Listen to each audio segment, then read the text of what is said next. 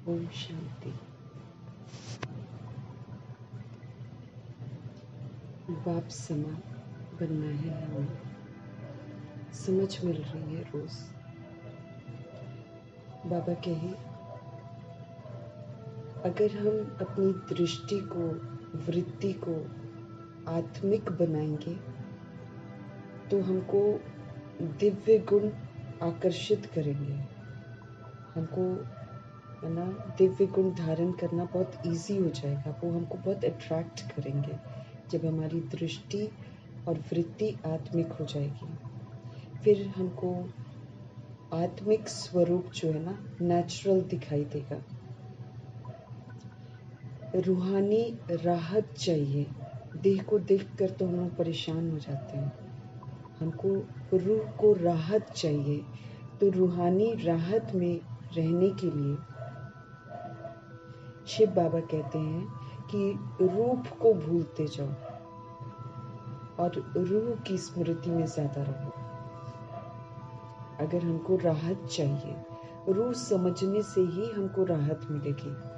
जब तक देह समझेंगे हमको राहत भी नहीं मिलेगी, खुशी भी नहीं मिलेगी, हम अच्छा अनुभव नहीं करेंगे। तो रूहानी राहत में रहना है अगर हमें, तो शिव पिता परमात्मा कहते हैं रूप जो है, बॉडी या जो दिखाई देता है, उससे विस्मृत होते जाओ और रूह की स्मृति में ज्यादा रहो कि हम सभी रूहें हैं।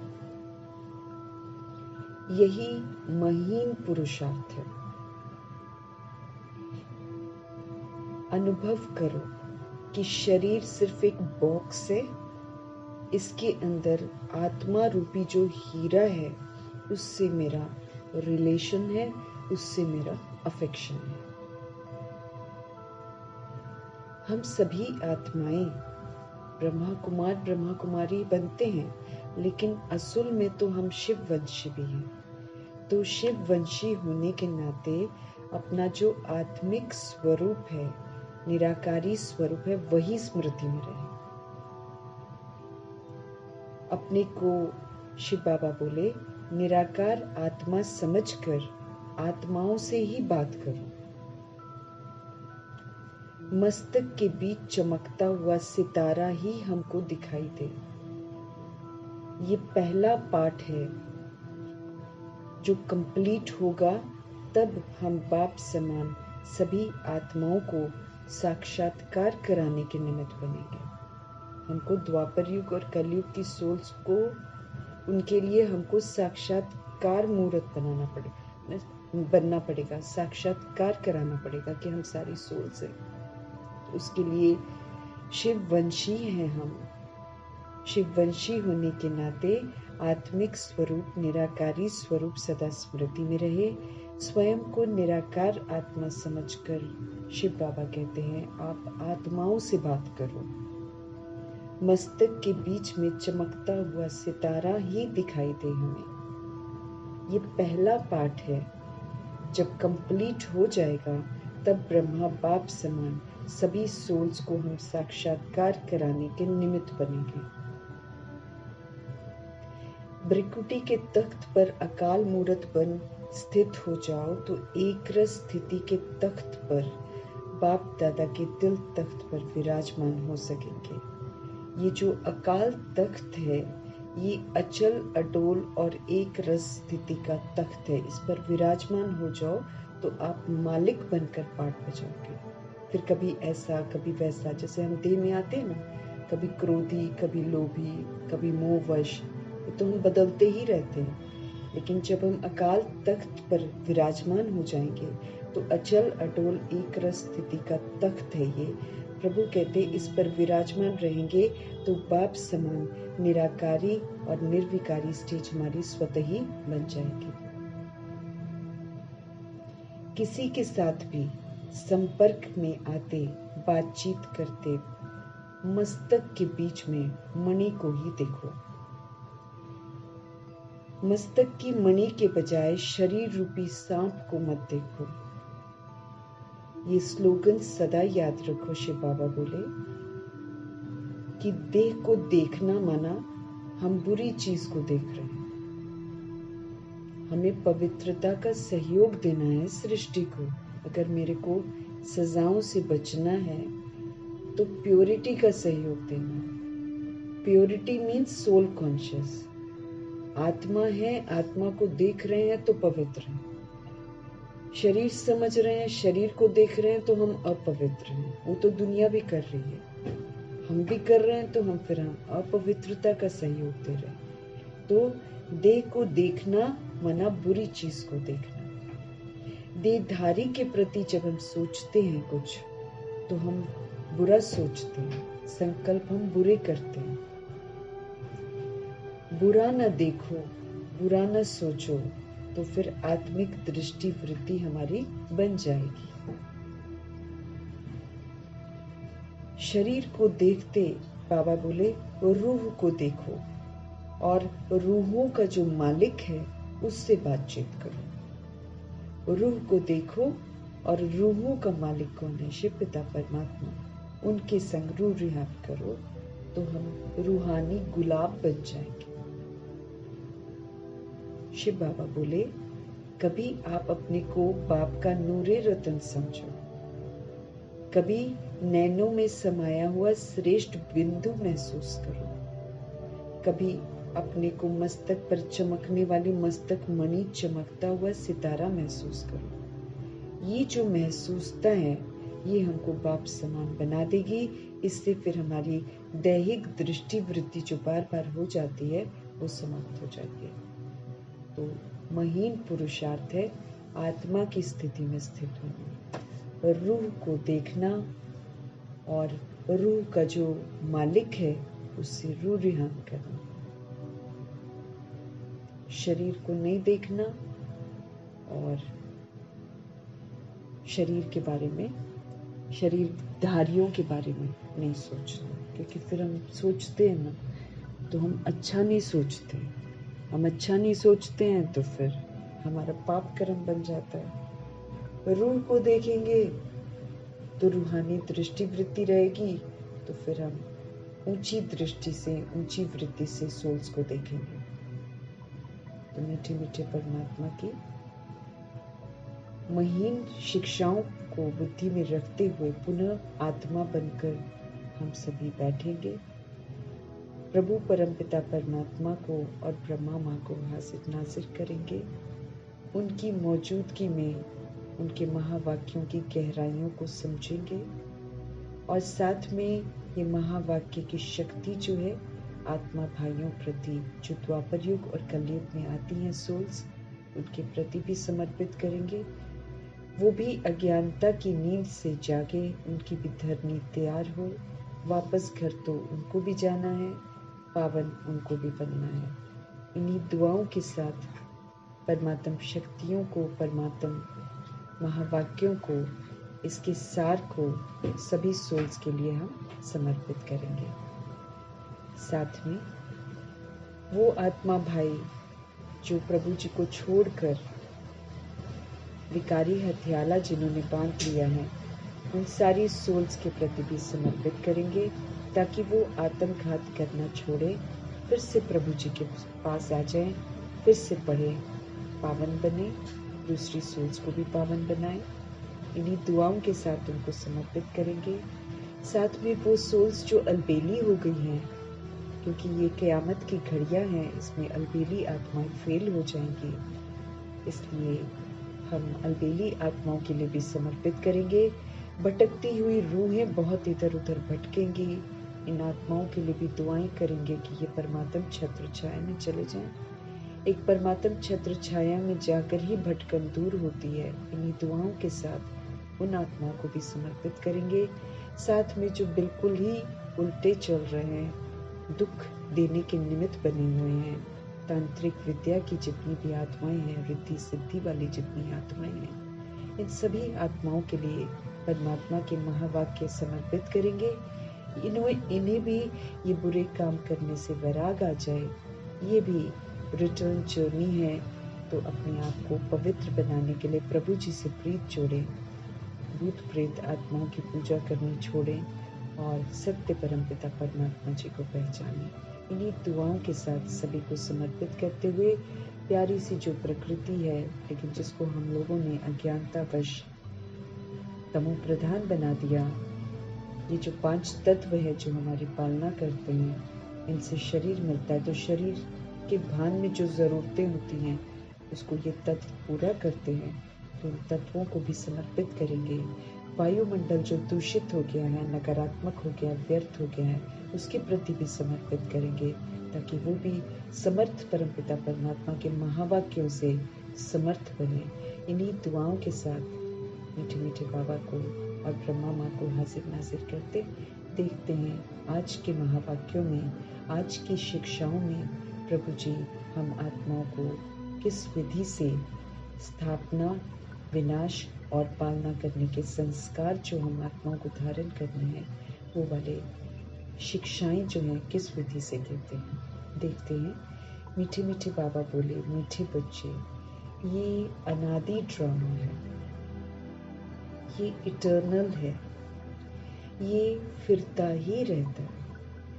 हर 5000 वर्ष बाद समाप्ति होती है, फिर से समाप्ति होने के पहले ही प्रभु जी स्थापना कर देते हैं, इसलिए ये चलता ही रहता है। टिक टिक होती रहती है, इसमें एक का पार्ट न मिले दूसरे से। 800 करोड़ आबादी, चाहे जितनी भी आबादी होगी, एक का पार्ट न मिले दूसरे से। इसे हर सोल इंडिपेंडेंट है, इसीलिए उसका पार्ट भी अलग अलग ही है। इसे यथार्थ समझकर सदा हर्षित रहे। गलती हम कर बैठते हैं कि हम दूसरे के पार्ट को सोचते हैं हम जैसे चाहते हैं वैसे बजाय। अब सोल्स जो हैं वो पुनर्जन्म में आती हैं, कोई कैसे कोई कैसे कोई कैसे, सबकी अपनी अपनी राम कहानी है। अब हम कर्म बंधनों के तहत एक दूसरे के संपर्क में आते हैं, लेकिन बेसमझी में हम इसको अपना समझ बैठते हैं और बांधने की कोशिश करते हैं, अपने अनुसार चलाने की कोशिश करते हैं और नाकामयाब रहते हैं, इसीलिए असंतुष्ट रहते हैं। हर सोल इंडिपेंडेंट है, हर सोल अपने बंधनों में बंधी हुई है, इसलिए किसी का भी पार्ट किसी से नहीं मिलता। एक ही घर में, एक ही कहे तो शरीर का माँ बाप जो होते हैं, उनके भी विचार नहीं मिलते, क्योंकि वो भी अलग अलग संस्कारों के साथ एक दूसरे के साथ संपर्क में आते हैं। हर सोल अपने समय पर आई है, अलग अलग समय पर आई है, कोई सतयुग में, कोई त्रेता युग में, कोई द्वापर युग में, कोई कलयुग में, तो सभी के पार्ट अलग हैं। लेकिन कर्मों के तहत हम लोग आपस में मिल जाते हैं। अब एक शरीर के माँ बाप हैं, लेकिन जो बच्चे हैं, अगर 3 हैं, 4 हैं, 5 हैं, सब अलग हैं। एक भी नहीं मिलता माँ बाप से। चरित्र में धीरे धीरे धीरे धीरे जैसे बड़ा होता है, उसके अपने संस्कार जो पुराने वो इमर्ज हो जाते हैं, इसलिए सारा टकराव होता है। अब प्रभु जी आकर इस बात की समझ देते हैं और फिर अब ईश्वरीय बुद्धि हमको मिलती है। अब ईश्वरीय विधि से प्रभु जी कहते हैं कि ओरिजिनल को देखो। ओरिजिनल में हम सभी सोल्स एक जैसे हैं। जब हम आत्मा रूप में हैं तो हम सभी के सभी सोल्स जो हैं, हम एक जैसे सतगुणी हैं। देखने में भी कोई भिन्नता नहीं है, ज्योति बिंदु स्वरूप अति सूक्ष्म है। तो देखने में भी भिन्नता नहीं, और जो विशेषताएं हैं उसमें भी हम सभी सोल्स सतगुणी आत्मा हैं। हम सभी परमधाम के एक ही जगह की रहने वाले। कैसे ऊपर परमधाम में हम इतनी छोटी सी जगह में सभी के सभी वहां पर स्थित हो जाते हैं, एक जैसे हैं। तभी तो अगर भिन्नता होती तो वहां भी हमको बहुत सारी जगह चाहिए होती, अलग अलग होते। एक ही जगह सारे समाये, भले धर्म वालों के जो धर्म स्थापक के नीचे है, फिर भी एक जगह है। क्योंकि अल्टीमेटली हम शिव पिता परमात्मा की संतान हैं। तो जब हम आत्मा है, भिन्नता खत्म। देखने में एक जैसे, गुणों में सतोगुणी, और एक ही घर के रहने वाले, ऊंचे धाम के रहने वाले, एक ही परमपिता परमात्मा की संतान। देह में विस्तार ही विस्तार है।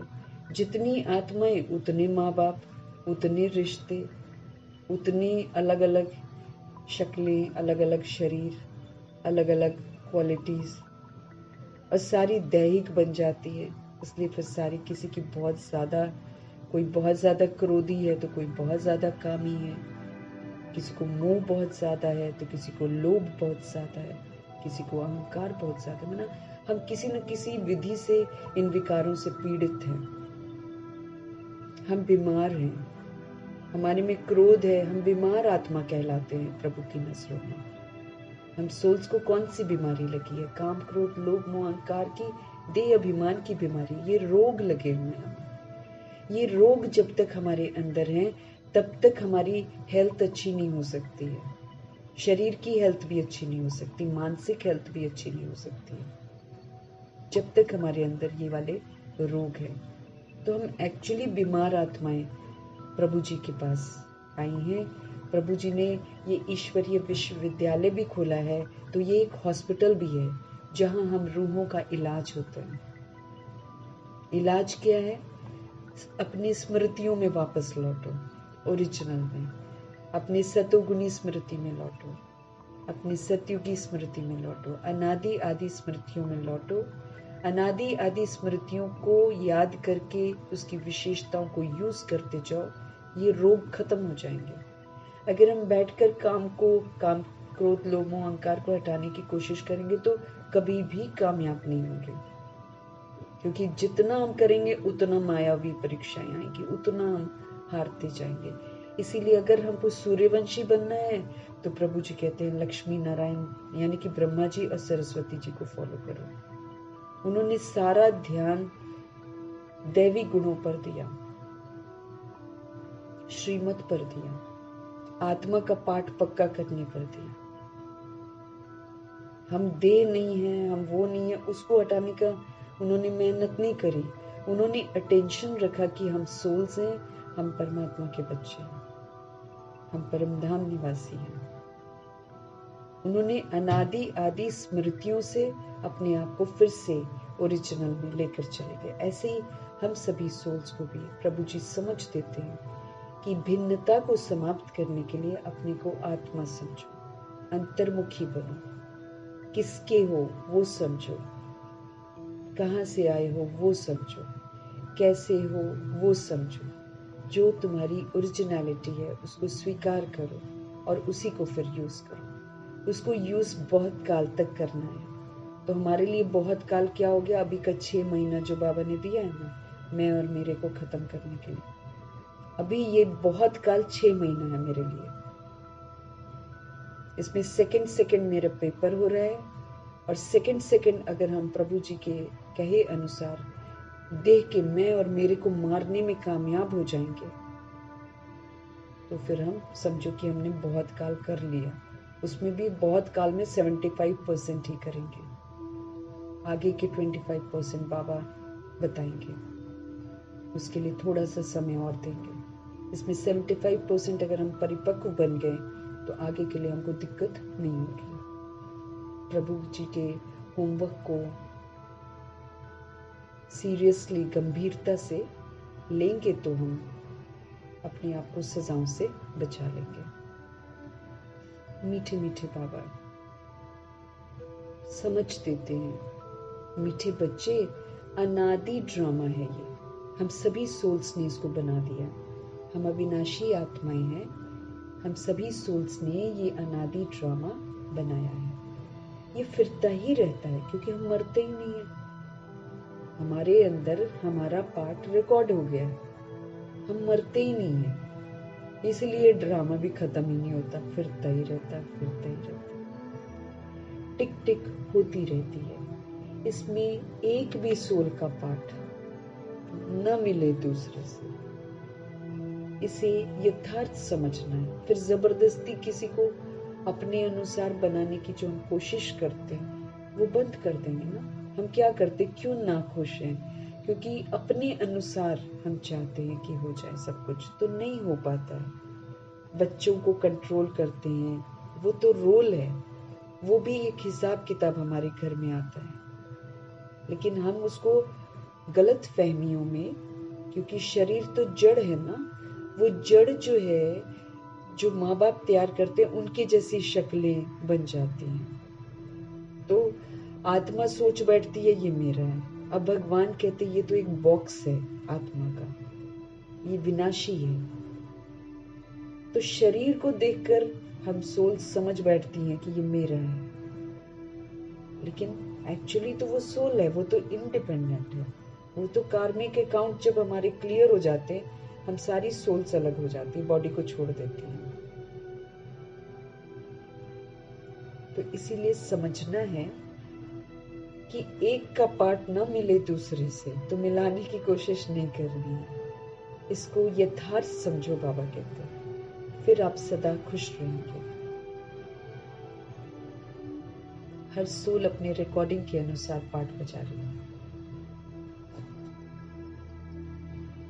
प्रश्न है, किस युक्ति से तुम सिद्ध कर बता सकते हो कि भगवान जी आ चुके हैं? युक्ति से बताना है ना, सीधे हम झंडे लेकर घूमे और बोले भगवान जी आ गए, भगवान जी आ गए, कोई थोड़ी सुनेगा। भगवान युक्ति बताते हैं जिससे तुम सिद्ध कर बता सकते हो कि भगवान आ चुके हैं। उत्तर है, किसी को सीधा नहीं कहना है कि भगवान आया हुआ है। ऐसा कहेंगे तो लोग हंसी उड़ाएंगे, उड़ाते हैं हंसी।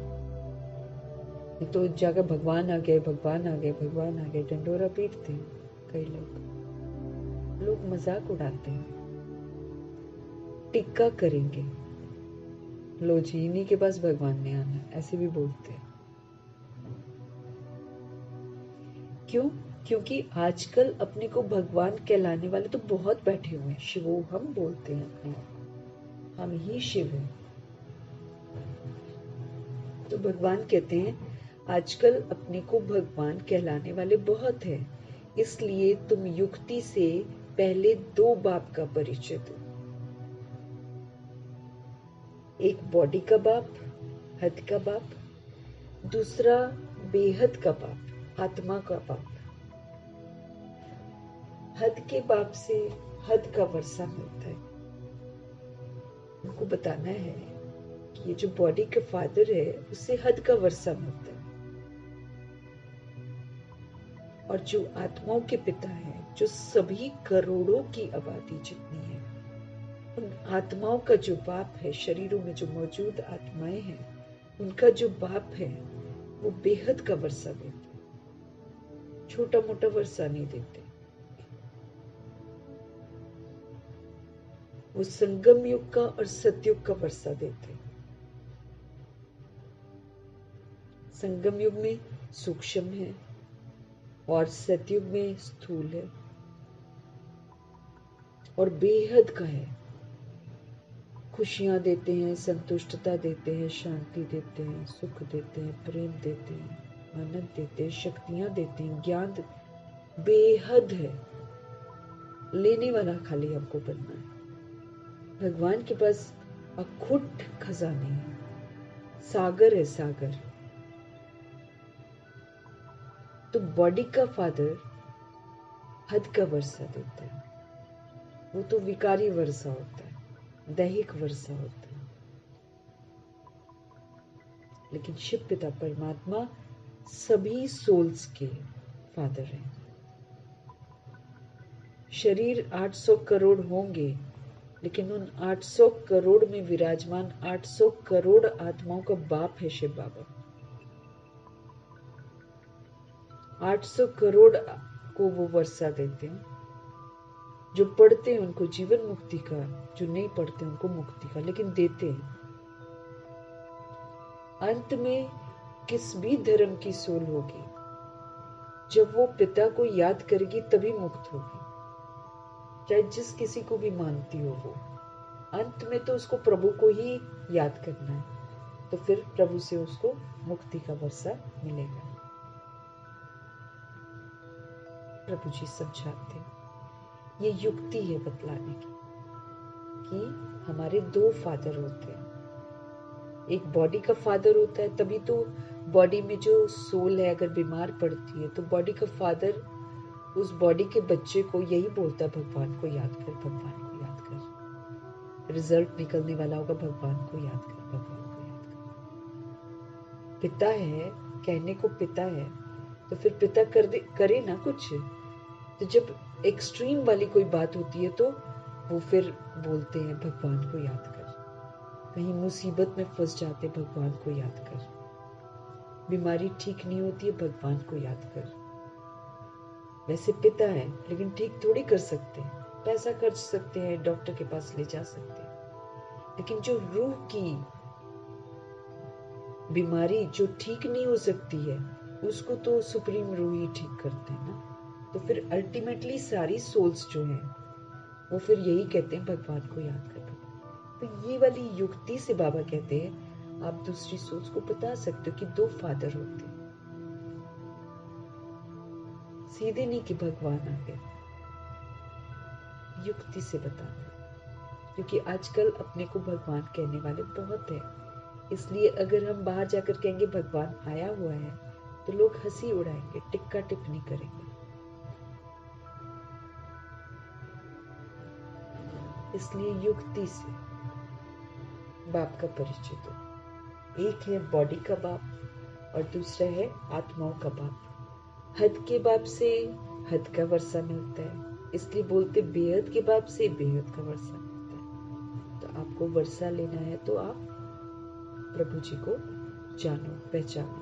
इस विधि से समझाएंगे तो मीठे परमात्मा यकीन दिला रहे हैं कि वो लोग समझ जाएंगे। यहाँ बाकी हम भगवान को तो याद करते हैं, वो किसका बाप है? आत्माओं का बाप है। ओम शांति। रूहानी बाप,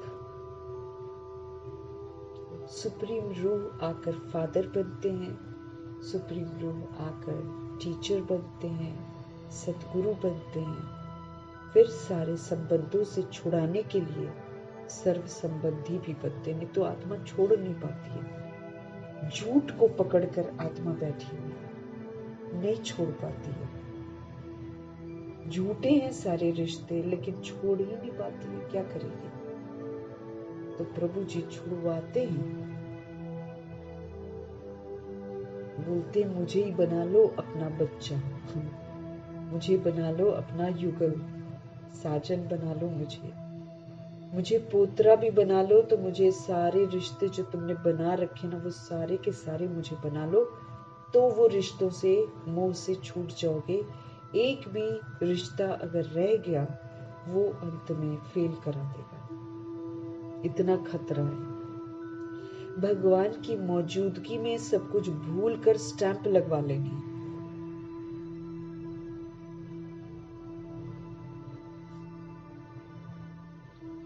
रूहानी बाप, रूहों के पिता, बैठकर हम जो शरीर में आत्माएं हैं जो अपने आप को रूह समझती हैं वो प्रभु के बच्चे हैं। जो सोल्स अभी रूह समझती हैं अपने आप को वही रूहानी बच्चे हैं।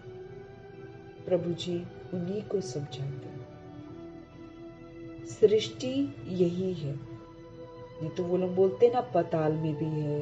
शास्त्र तो मन घड़ंत कहानियां लिखते हैं। फिर वो बोलते हैं चांद सितारों में भी दुनिया है, वहां भी जाकर प्लॉट खरीद रहे हैं।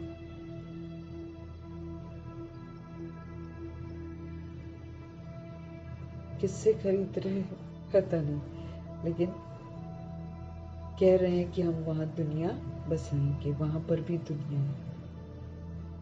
भगवान जी आकर स्पष्ट करते हैं न पाताल में दुनिया है तो ना आकाश में दुनिया है। जो सृष्टि है यहीं पर है।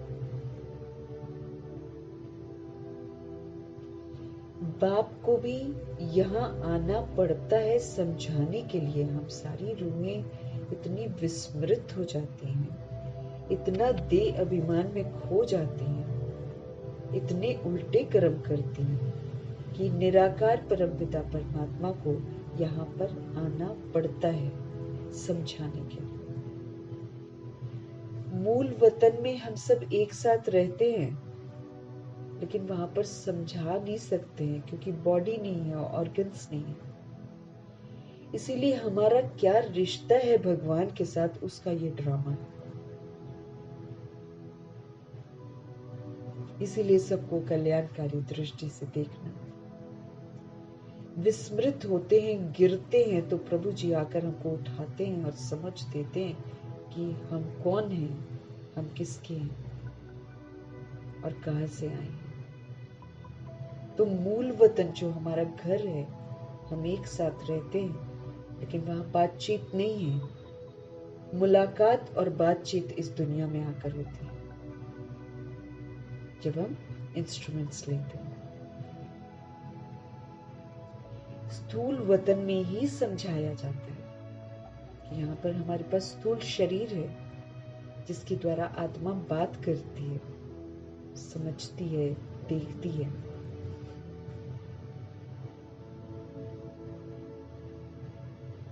बाप जानते हैं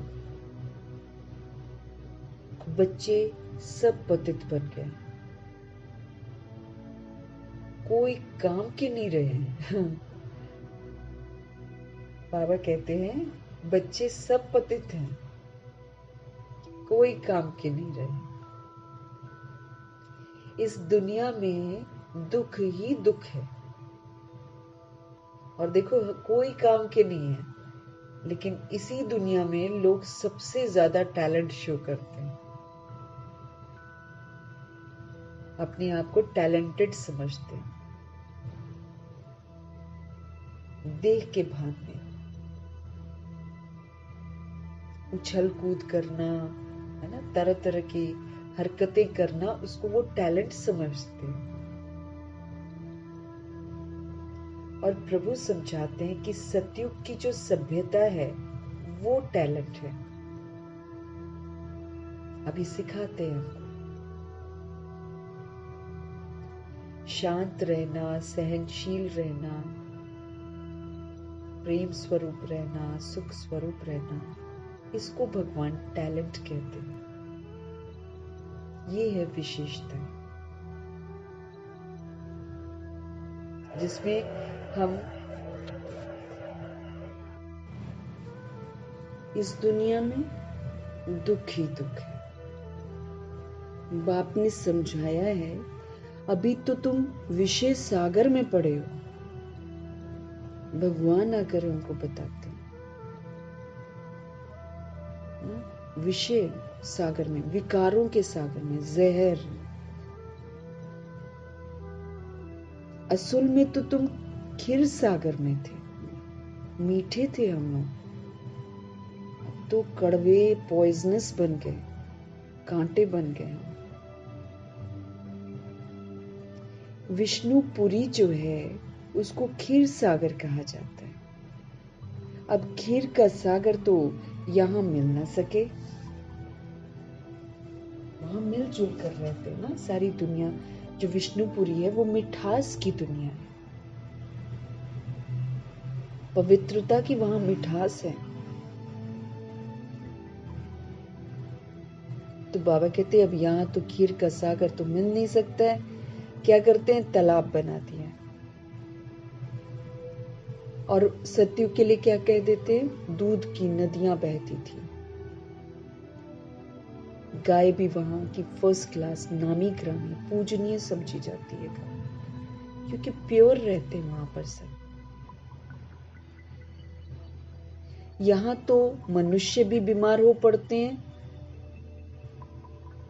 गाय भी कभी, वहां पर गाय कभी बीमार नहीं पड़ती, यहाँ पर गाय को देखो चला भी नहीं जाता उससे, इस कदर उसकी दुर्दशा करते।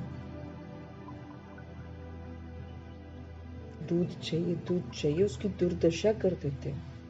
अब प्रकृति ने उसे अपने जीव, अपने बच्चे के लिए दिया है, और सारी वर्ल्ड की करोड़ों की आबादी दूध पीने के लिए बैठी हुई है। ना मनुष्य इतना आधार लेता है ना हर एक चीज की कि दूसरों की भी चीज छीनता है, जानवरों से भी छीनता है। उसके बच्चे को दूध नहीं पीने देते। प्रकृति सब देखती है, इसीलिए प्राकृतिक आपदाएं हैं। रहम नहीं करती फिर वो किसी पर भी, वो पानी में डाल देगी, दफन कर देगी, कुछ भी कर देगी वो प्रकृति तो। क्योंकि प्रकृति के जीवों को परेशान करते हैं, किसी को छोड़ते हैं कोई क्या। किसी को किसी चीज के लिए मार डालते हैं तो किसी को किसी चीज के लिए मार डालते हैं। हाथी के दांत निकाल देते हैं, दांतों से कितनी सारी चीजें बनाते हैं। शीप से, भेड़ से उसकी ऊन बनाने के लिए उसकी स्किन ही उतार देते हैं। मनुष्य बिल्कुल ही गिर जाता है। प्रकृति के जो जीव हैं, क्योंकि प्रकृति उनको उत्पन्न करती, वो परम धाम से नहीं आते हैं जानवर। छोड़ता है किसी को भी, किसी की खासियत देखता है ना, बस उससे बटोरने में रह जाता है। किसी को मार देता है ताकि उसकी हड्डियों से तेल निकाल सके। क्यों? ब्यूटी कॉस्मेटिक प्रोडक्ट्स बनाने हैं, खूबसूरत बनना है तो किसी की जान, किसको मार दिया।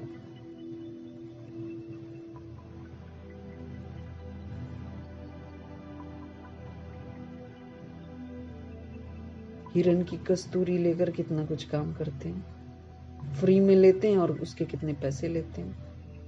मनुष्य गिर गए हैं तो इसीलिए प्राकृतिक आपदाएं आती हैं। पहले हम लोग सोचते थे इतना तहस नहस कर दिया प्रकृति ने, अब नहीं आता मन में। वो एक्यूरेट ढूंढती है और एक्यूरेट उसको मारती है, उसको महसूस करवाती है।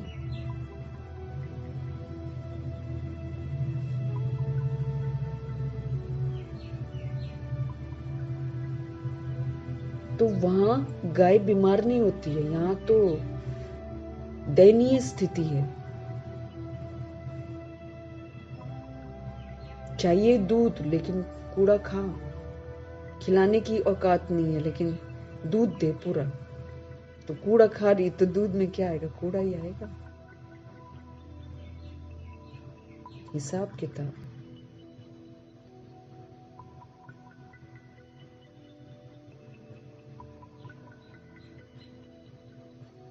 फर्स्ट क्लास होती है वहां पर, हर चीज फर्स्ट क्लास होती है सतयुग में।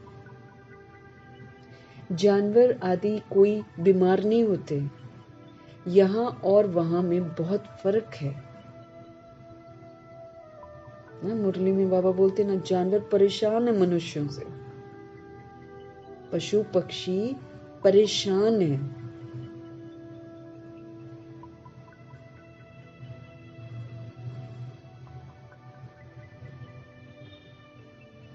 उसके अंग अंग को काट के खा रहे हैं जानवरों के। इसके बकरे की वो खाएंगे तो फिर सूप पिएंगे तो हमारी हड्डियां मजबूत होंगी। बताओ, उसको मार देंगे और अपनी हड्डियां मजबूत कर रहे हैं। सूप पीना है। मत मारी गई है ना सबकी, इसीलिए प्राकृतिक आपदाएं आती। ये जो बाढ़ आएगी, ये जो डैम फटेंगे, ये जायज है। मनुष्यों का देह अभिमान टूटता है, फिर कितने कितने दिन उनको भूखा रखा जाता है। सजाएं हैं।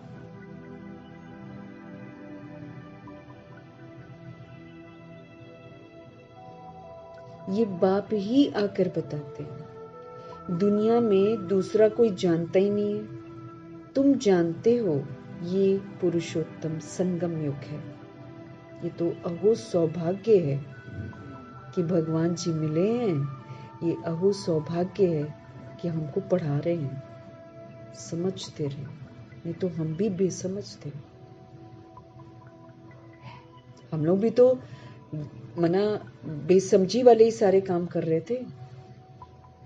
अभी सब पुरुषों में उत्तम बनने का ये संगम युग है। सोल उत्तम से उत्तम बन सकती है। अभी जबकि बाप आते हैं और सबको वापस ले जाते हैं।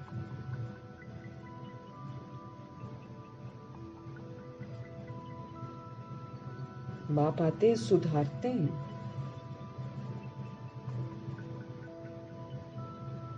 कहते हैं अपनी गलती को रियलाइज करो, अब पवित्र बनो और पवित्रता का सहयोग दो।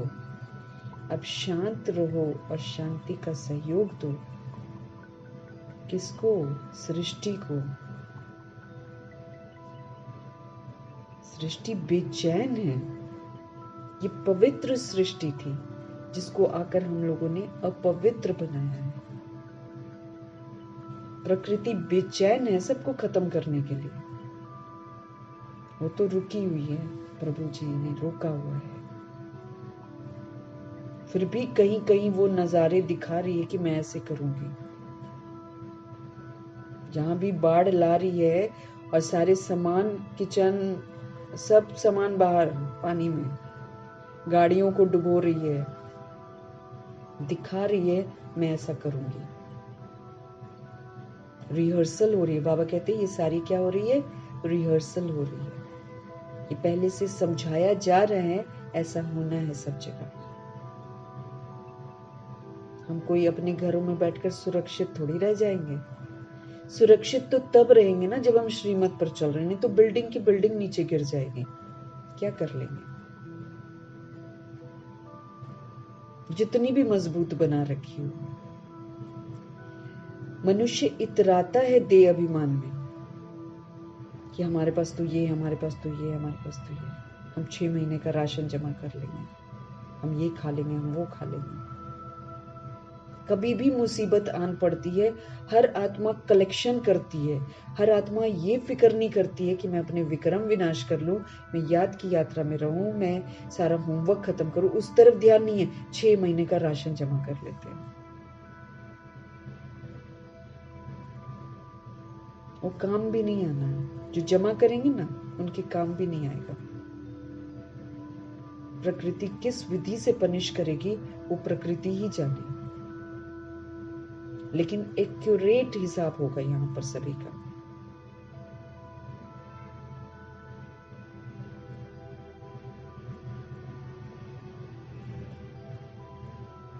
बाप आए हुए हैं, वापस ले जाते हैं, हमको मैनर्स सिखा रहे हैं कि तुम लोगों ने आपस में एक दूसरे के साथ गंदे हिसाब किताब बना लिए हैं, देह अभिमान।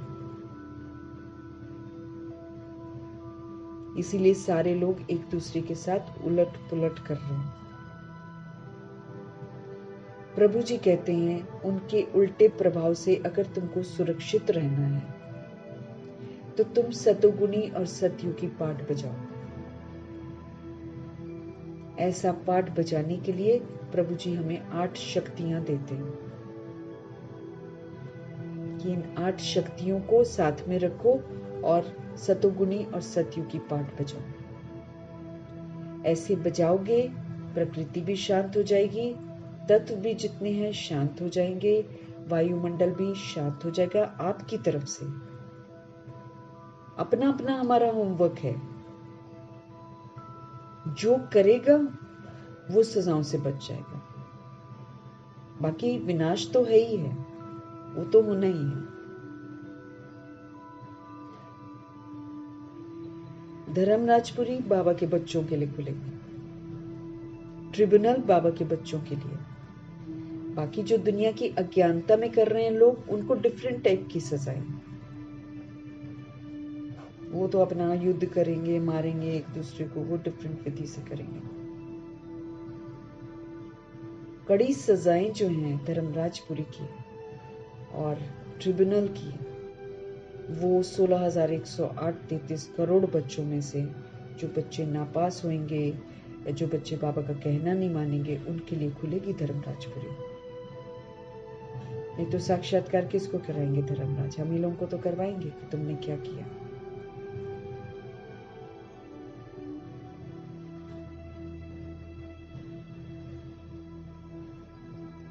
बाप आए हुए हैं वापस ले जाने के लिए।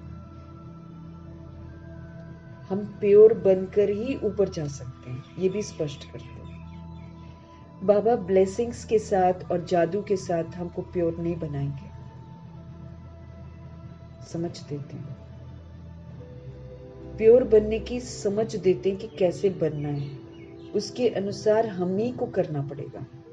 हमने ही बैठ किया शरीर के द्वारा, अब हमें ही अच्छा भी करना है शरीर के द्वारा। फिर प्रकृति शांत हो जाएगी तो तंग नहीं करेगी, बाबा ने बोला। विनाश भी होगा, विकराल भी होगा, आप जहां खड़े होंगे बाबा कहते वहां पर आकर रुक जाएगी, आपको तंग नहीं करेगी, बशर्ते आप पवित्र रहकर उसको पवित्रता का सहयोग दे दो। आप अपने को आत्मा समझो, आत्मा समझ कर रहो, माना तुम प्रकृति को शांत कर रहे हो।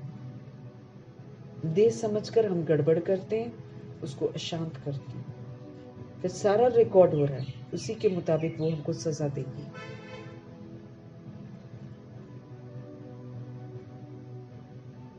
बाप कहते हैं जो भी बच्चे हैं, कोई अल्लाह को मानता है, कोई गॉड को, कोई भगवान को पुकारते हैं। मेरे नाम तो बहुत रख दिए हैं, शिव बाबा बोलते हैं, उनका नाम शिव ही है, लेकिन 12 ज्योतिर्लिंगम में भी 12 नाम लिख दिए हैं। और ऐसे भी कोई अल्लाह कहता है, कोई गॉड कहता है, कोई भगवान कहता है। बाबा कहते मेरे नाम तो बहुत रख दिए, अच्छा बुरा जो आया सो नाम रख देते हैं। अब तुम बच्चे जानते हो कि बाबा आए हुए हैं। दुनिया तो ये समझ ना सके क्योंकि वो दिखाई नहीं देते, और देह अभिमान वाली दुनिया देह के रूप में भगवान को देखना चाहते हैं। भगवान अपने लिए देह नहीं लेते हैं क्योंकि देह लेने से पुनर्जन्म में आना पड़ता है, तो वो तो फिर जो सोल देह लेती है वो तो फिर पतित भी बनती है, इसलिए भगवान जी इस चक्कर में नहीं पड़ते हैं, इसलिए वो भगवान कहलाते हैं।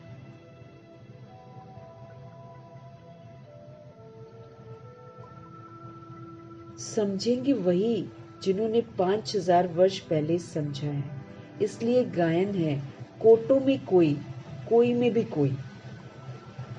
16,133 करोड़ पहचानते हैं, लेकिन उसमें भी कोटों में कोई, कोई में भी कोई। 8 रतन ही सबसे अच्छा पहचानते हैं। सबसे पहले तो ब्रह्मा जी पहचानते हैं, सरस्वती जी पहचानते हैं, फिर नंबरवार सारे। तो कोटों में कोई, कोई में भी कोई प्रभु जी को पहचानते हैं। मैं जो हूं, प्रभु जी कह रहे हैं, मैं जो हूं, जैसा हूं, बच्चों को क्या सिखाता हूं वो तो तुम बच्चे ही जानते हो, और कोई समझ भी नहीं सकता। बाबा तो निराकार है, ज्योति बिंदु है। जो भी बाबा हमको सिखाते हैं वो जो बच्चे बनते हैं ना वही जानते हैं, और तो कोई समझता ही नहीं है। किसी को बताएंगे तो नहीं समझते ना। ये भी तुम जानते हो, हम कोई साकार से नहीं पढ़ते हैं। हमको यकीन है कि हम कोई साकार से, कोई देहधारी से नहीं पढ़ते, हम तो निराकार से पढ़ते हैं। यहाँ पर जो मुरली है वो कौन पढ़ाता है? निराकार परमपिता परमात्मा पढ़ाते हैं, हम जानते हैं। मनुष्य तो जरूर मूझेंगे, वो कंफ्यूज होंगे। निराकार तो ऊपर में रहते हैं, वो कैसे पढ़ाएंगे? लोग ये सोचते हैं वो तो ऊपर है, वो कहाँ से आकर पढ़ाएंगे? भगवान पढ़ाएंगे, ये तो कोई सोचता ही नहीं। तुम निराकार आत्मा भी तो ऊपर में रहती हो। अब हमको समझ मिली है, हम भी निराकार सोल्स हैं, हम भी परम धाम में रहते थे। फिर इस तख्त पर आती हो, फिर हम शरीर लेते हैं, ब्रिकुटी का तख्त लेते हैं, ऊपर सारी चीजों से ऊपर रहते हैं। इसके नीचे फिर सारी जो है कर्म इंद्रियां है वो सारे नीचे हो जाते हैं। बाबा कहे ये जो तख्त है विनाशी है, बॉडी तो विनाशी है, इसलिए बॉडी का जो तख्त है वो भी विनाशी है। आत्मा अकाल है, आत्मा को काल नहीं खाता, वो कभी भी मृत्यु को नहीं पाती। यही कोई समझ नहीं पाता। बॉडी को देखकर रोते रहते, मर गया मर गया मर गया। अरे बॉडी को जो चला रही है सोल, वो नहीं मरी। तो आत्मा तो अकाल है, वो कभी मृत्यु को नहीं पाती है, शरीर मृत्यु को पाता है। ये चैतन्य तख्त है। जब सोल इसके अंदर आती है ना, तो ये लिविंग तख्त हो जाता है। अमृतसर में भी अकाल तख्त कहते हैं। ये तख्त, वो तो तख्त लकड़ी का है जिसको अकाल तख्त कहते हैं। उन बेचारों को पता नहीं है कि अकाल तो वास्तव में आत्मा है, जिसको कभी काल नहीं खाता। अकाल मूर्त आत्मा एक शरीर छोड़कर दूसरा लेती है। उनको रथ तो चाहिए ना, शरीर रूपी रथ जो है वो सभी सोल्स को चाहिए। इसलिए पुनर्जन्म में आती है, एक शरीर छोड़ती है, दूसरा लेती है। निराकार बाप को भी जरूर रथ चाहिए ना मनुष्य का, क्योंकि बाप है ज्ञान का सागर, ज्ञानेश्वर। अब निराकार बाप जो है वो ज्ञान का सागर है। उनको भी एक बॉडी चाहिए। अपने लिए नहीं लेते हैं, लेकिन थोड़ी देर के लिए लोन लेते हैं, तो उनको भी रथ चाहिए। तो बाबा कहे वो तो लकड़ी का तख्त है ना। अकाल मूर्त आत्मा एक शरीर छोड़कर दूसरा लेती है। उनको भी रथ तो चाहिए ना। निराकार बाप को भी तो जरूर रथ चाहिए मनुष्य का, क्योंकि बाप ज्ञान का सागर है, ज्ञानेश्वर है। अब ज्ञानेश्वर नाम तो बहुतों के हैं, अपने को ईश्वर समझते हैं ना। सुनाते हैं भक्ति के शास्त्रों की बातें, नाम रखाते हैं ज्ञानेश्वर, अर्थात ज्ञान देने वाला ईश्वर। वो तो ज्ञान सागर चाहिए। उनको ही तो गॉड फादर कहा जाता है। यहाँ तो ढेर भगवान हो गए हैं। जब बहुत ग्लानि हो जाती है, जब बहुत गरीब हो जाते हैं चरित्र से, जब दुखी हो जाते हैं, तब बाप आते हैं। बाप को कहा जाता है गरीब निवास। आखिरीन वो दिन आता है जो गरीब निवास बाप आते हैं। बच्चे भी जानते हैं बाप आकर स्वर्ग की स्थापना करते हैं। वहां अथाह धन होता है स्वर्ग में।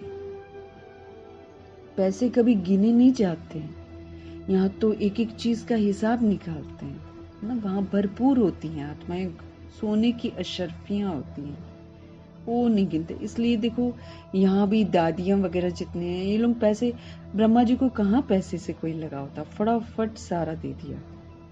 क्योंकि सूर्यवंशी आत्माएं हैं, ये नहीं पैसे गिनती।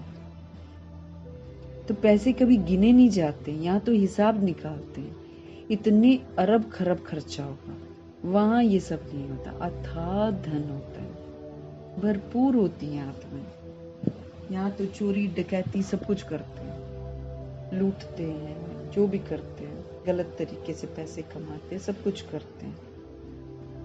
वहां भरपूर होती हैं आत्माएं, इसलिए अथाह धन होता है।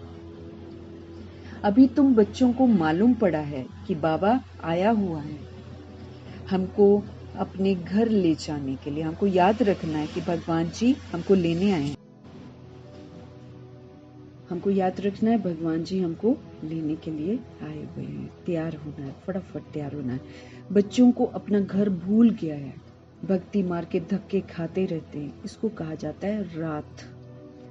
भगवान को ढूंढते ही रहते हैं, परंतु भगवान कोई को मिलता नहीं है। अभी भगवान आए हुए हैं, ये भी तुम बच्चे जानते हो। निश्चय भी है, ऐसे नहीं सबको पक्का निश्चय है। 16,108 करोड़ आत्माओं को पक्का निश्चय सभी को नहीं है। तभी तो शादियां कर लेते हैं, तभी तो कुर्बान नहीं जाते हैं, तभी तो एक धक से सेवाएं शुरू नहीं करते हैं। सोचते रहेंगे, सोचते रहेंगे। निश्चय नहीं है ना। ऐसे नहीं बाबा कहते सबको पक्का निश्चय। तो विकारी हथियाला क्यों बांधते हैं ना, बांध लेते हैं। पक्का निश्चय नहीं है ना भगवान में। कोई ना कोई समय माया भुला ही देती है। तब बाप कहते हैं, आश्चर्यवत मेरे को दिखंती, मेरा बनंती, औरों को सुनावंती, अहो माया, तुम कितनी जबरदस्त हो जो फिर भी भागंती करा देती हो। आत्माएं आश्चर्यवत होती हैं, शुरू में सुनती हैं तो प्रभु जी को देखती हैं, अनुभव करती हैं, प्रभु जी का बन जाती हैं, औरों को सुनाती भी हैं, और फिर थोड़े दिन बाद माया के चक्कर में आकर शादी कर लेते हैं, भाग जाते हैं। भागंती तो ढेर होते हैं, बाबा कहते हैं। अभी तो बहुत सारे भाग रहे हैं। अरे भाग कर जाएंगे कहाँ, आना तो वापस इधर ही पड़ेगा। ये नहीं समझते। क्यों? क्योंकि निश्चय नहीं है कि भगवान है। फारकती देवंती हो जाते हैं, धोखा देते हैं।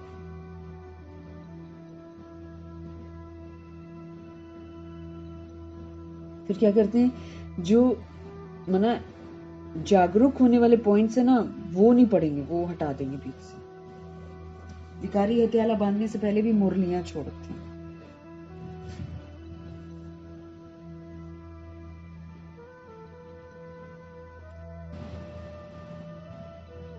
भागंती हो जाती है, फारकती दे देती हैं, बाबा को ही छोड़ देती हैं। तो बाबा को धोखा थोड़ी देती हैं, अपने को धोखा देती हैं। फिर वो असल में जो बाबा समझा रहे हैं वो नहीं समझती हैं। फिर जब परीक्षाएं होंगी, 8 पेपर तो सबके होने हैं, फिर उस समय मालूम नहीं चलेगा कि पेपर कैसे थे। रक्षा नहीं होगी। अभी तो तांडव होने वाला है प्रकृति का। तो यहां हम जितना ऑनेस्ट हैं प्रभु जी के साथ, जितना हम प्रकृति को पूरा सहयोग दे देंगे, उतना ही तो बचेंगे। ये तो डुबा देगी भैया, डुबा देगी प्रकृति बहुत जबरदस्त तरीके से। किसी को ना छोड़ेगी ये।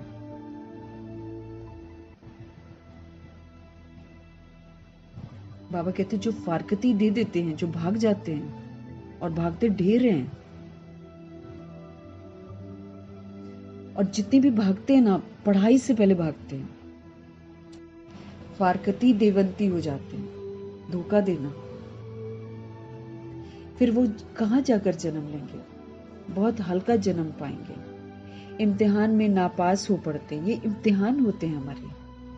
कोई जान पहचान का मिल जाएगा, कोई बहुत महिमा करेगा, दोस्तियां करेंगे। इस सारी की सारी मृग तृष्णा है। 2 महीने बाद पता चलेगा क्या होता है। एक साथ रहने की क्षमता नहीं है आजकल सोल्स के पास। वो ख्वाब और सपने, और जैसे बाबा कहते हैं ना, मूवीज देखकर वो सोचते हैं सब कुछ बड़ा अच्छा है, सुहावना है, बस करते हैं। उसके बाद लो जी, थोड़े दिनों बाद पता चलता है। इम्तिहान होते हैं ये। कोई प्रलोभन लेकर आता है, कोई आकर्षित करता है, ये इम्तिहान होते हैं। नाम रूप में कोई फंसाता है, ये इम्तिहान होते हैं, उसमें फेल हो जाते हैं। ये है मनुष्य से देवता बनने का इम्तिहान। मनुष्य से देवता बनने का ये एग्जाम हो रहा है। इसलिए भाई कलयुग है तो कलयुगी पेपर्स ही आएंगे, उसी में तो पास होना। ये माया है, ये मृग तृष्णा है, इसमें फंसना नहीं है। ये बहुत जबरदस्त हमको धोखा देती है।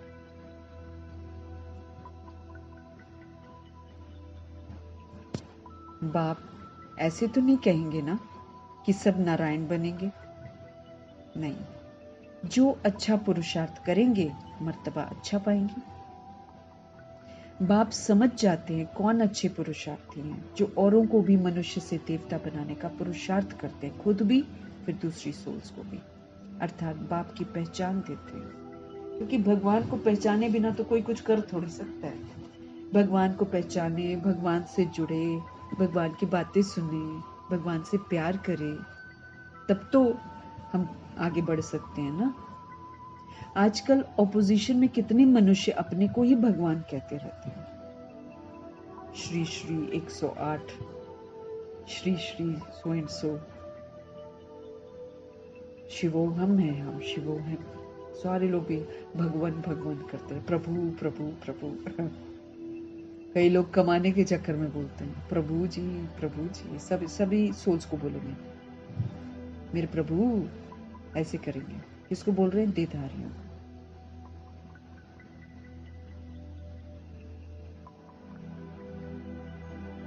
आजकल ऑपोजिशन में कितने मनुष्य अपने को ही भगवान कहते रहते हैं, तुमको अबलाएं समझते हैं। अब उन्हों को कैसे समझाएं कि भगवान आए हुए हैं?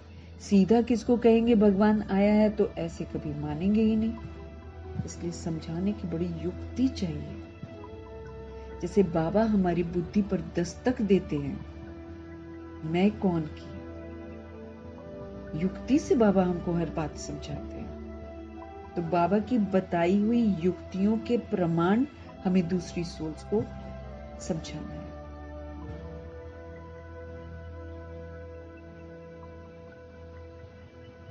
ऐसे कभी किसी को कहना नहीं चाहिए कि भगवान आया हुआ है। उनको समझाना है तुम्हारे दो बाप है, एक है पारलौकिक बेहद का बाप और दूसरा लौकिक हद का बाप। इस पर उनकी बुद्धि में दस्तक जरूर होगी। अच्छी रीति परिचय देना चाहिए, जो समझे कि ये ठीक कहते हैं। बेहद के बाप से वर्षा कैसे मिलता है, ये कोई नहीं जानता।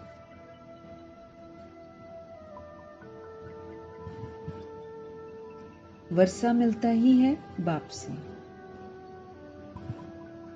और कोई भी ऐसे कभी नहीं कहेंगे कि मनुष्य को दो बाप होते हैं। तुम सिद्ध कर बतलाते हो। हद के लौकिक बाप से हद का वर्षा और पारलौकिक बेहद बाप से बेहद अर्थात नई दुनिया का वर्षा मिलता है। ये हम सोल्स को समझा सकते हैं। नई दुनिया है स्वर्ग, सो तो जब बाप आए तभी आकर देवे ना। नई दुनिया स्वर्ग है, तो स्वर्ग का वर्षा जो है वो तो बाप आए तभी आकर देंगे ना। वो बाप है ही नई सृष्टि का रचने वाला। बाकी तुम सिर्फ कहेंगे भगवान आया हुआ है, कभी नहीं मानेंगे और ही टिक्का टिप्पणी करेंगे। लो जी, इन्हीं को भगवान मिलेंगे क्या? इन्हीं से भगवान बात करते हैं क्या? ऐसे बोलती हैं सोल्स। इसलिए बड़ा युक्ति से बोलना पड़ता है। सुनेंगे ही नहीं बाबा कहते। अगर तुम ऐसे बोलोगे तो वो जो झंडा लेकर बोलते हैं ना भगवान आ गया भगवान, वो एक तरह से क्या है मना, हम सफलता पूर्वक वो सेवा थोड़ी करते हैं। हमारी अवस्था, हमारा प्रभु में विश्वास, वो जो अवस्था है ना, वो दूसरी सोल्स को एहसास दिलाएगी।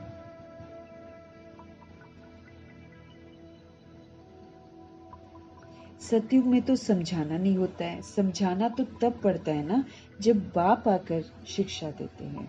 सुख में सिमरन कोई नहीं करते, दुख में सब करते हैं।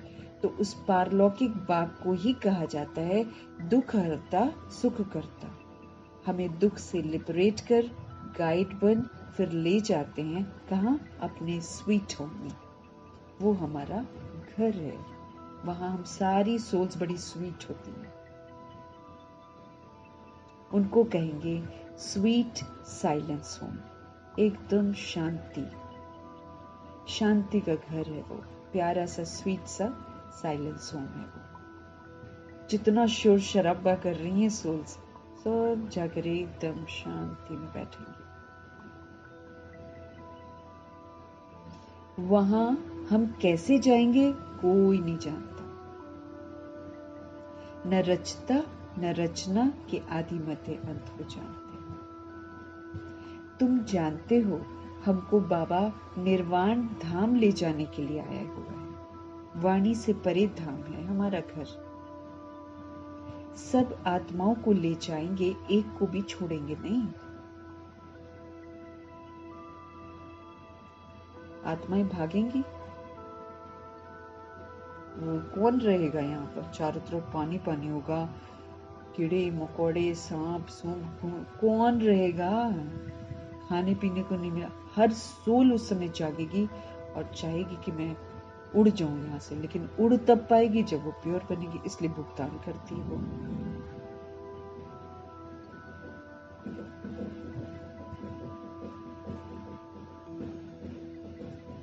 सभी को ले जाएंगे। बाबा कहते रास्ता एक बार खुलेगा, सारी सोल्स को जाना पड़ेगा। वो आत्माओं का घर है, ये है शरीर का घर। तो पहले पहले बाप का परिचय देना चाहिए। ये निराकार बाप है, उनको परमपिता भी कहा जाता है। परमपिता अक्षर राइट है और मीठा है।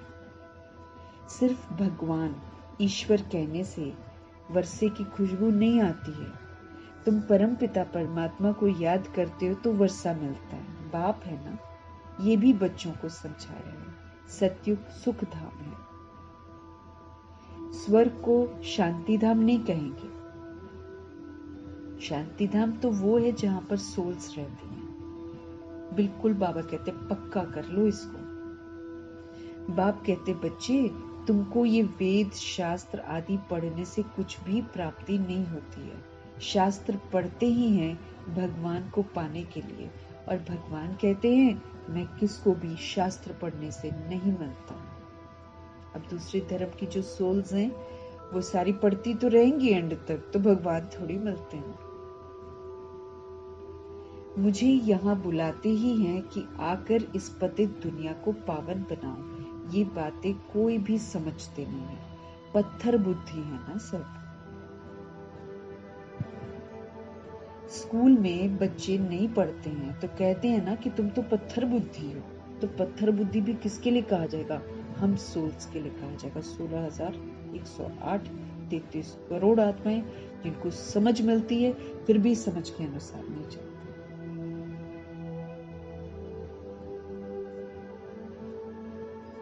सतयुग में ऐसे नहीं कहेंगे। पारस बुद्धि बनाने वाला है ही परमपिता बेहद का बाप। हमको अच्छी बुद्धि देते हैं, हमको अच्छी मत देते हैं, हमारी बुद्धि को प्योर करते हैं, पारस बनाते हैं।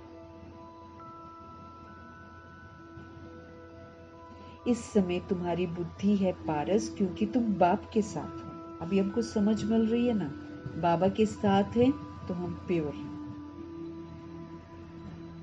फिर सतयुग में एक जन्म में भी इतना जरा फर्क जरूर पड़ता है। एक जन्म में भी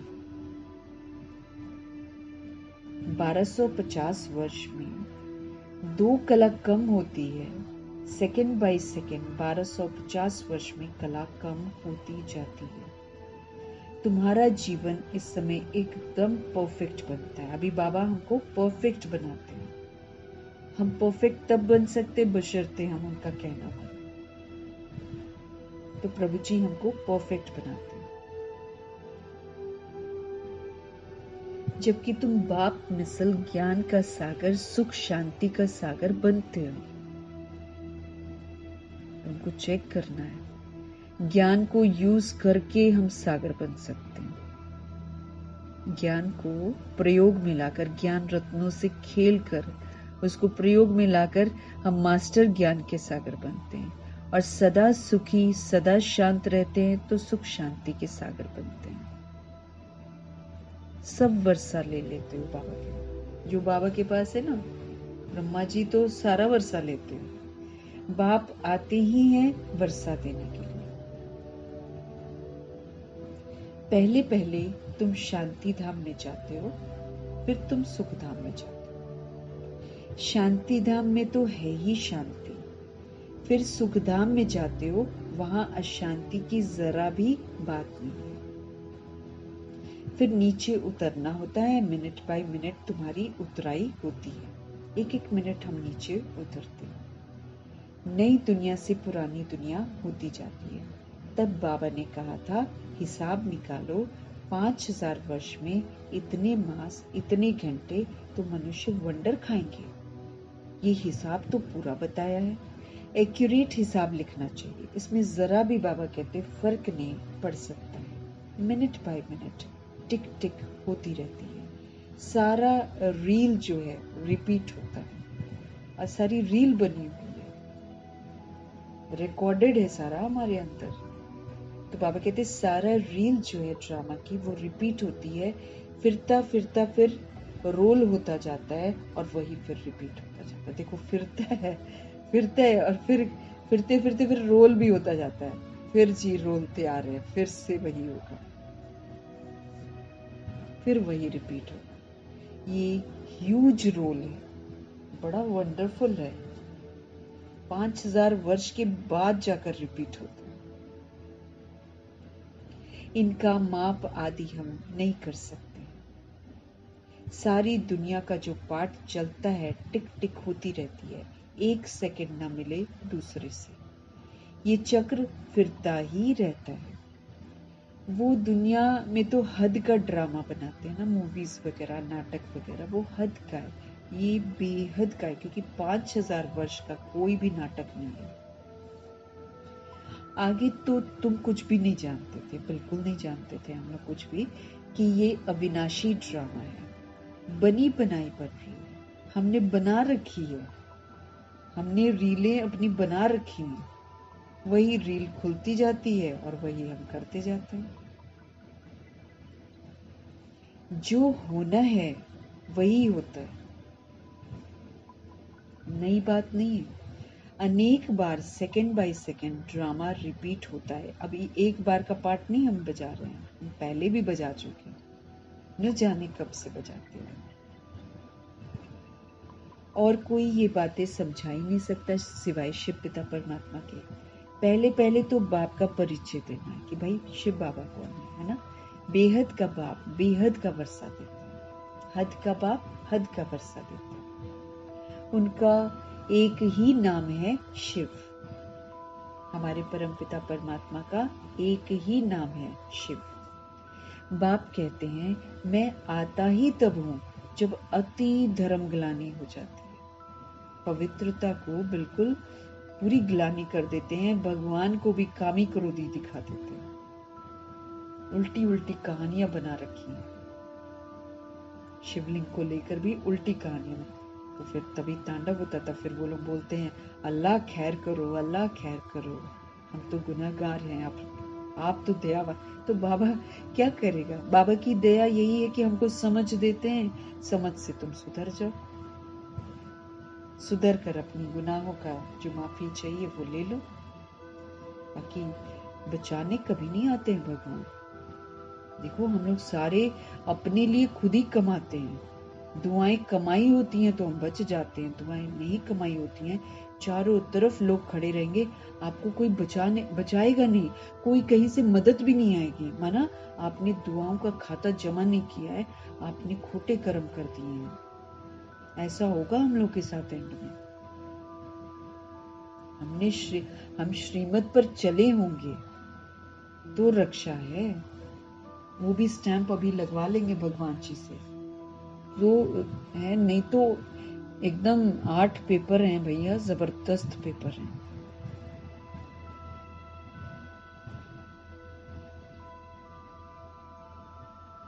उस दिन कितना सुंदर एक कोट था जिसमें बाबा समझा रहे हैं कि अगर तुम शरीर में रहते हुए शरीर के सुख ले रहे हो तो अंत बड़ा खराब है, क्योंकि एक भी शारीरिक सुख देने वाली कोई चीज नहीं रहेगी। लेकिन अगर शरीर में रहते हुए तुमने याद का सुख ले लिया तो तुम्हारा अंत सुहेला होगा, क्योंकि एंड में भी तुम याद में रहोगे, स्टैंप लग जाएगी।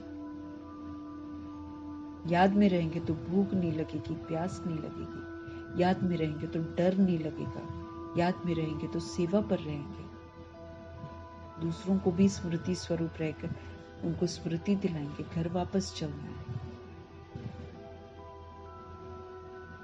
तो जब धर्म की अति ग्लानि हो जाती है, पवित्रता के धर्म की हद हो जाती है, हद क्रॉस कर जाती है, सोच खुले आम सब कुछ करती हैं, तो प्रभु जी को आना पड़ता है। इसको कहा जाता है घोर कलयुग। यहाँ बहुत दुख है। कई है जो कहते हैं ऐसे घोर कलयुग में पवित्र कैसे रह सकते हैं। भगवान कहते हैं पवित्र हो, मनुष्य आत्माएं कहती हैं घोर कलयुग में पवित्र कैसे रह सकते हैं, परंतु उन्हों को ये पता ही नहीं है पावन बनाने वाला कौन है भाई, कौन कह रहा है पवित्र बनो। हम तो, एक बाबा ने कैसे समझाया, हम तो हिम्मत करते हैं अंदर से कि मेरे को पवित्र रहना है, हम हिम्मत करते हैं, मदद तो प्रभु जी कर रहे हैं, हम तो एक कदम उठाते हैं, 1000 कदम वो आगे बढ़कर हमें मदद करते हैं, तब जाकर हम घर में रहते, पवित्र रहते हैं, नहीं तो ना रहे, कलयुग के वायुमंडल में आ जाएं।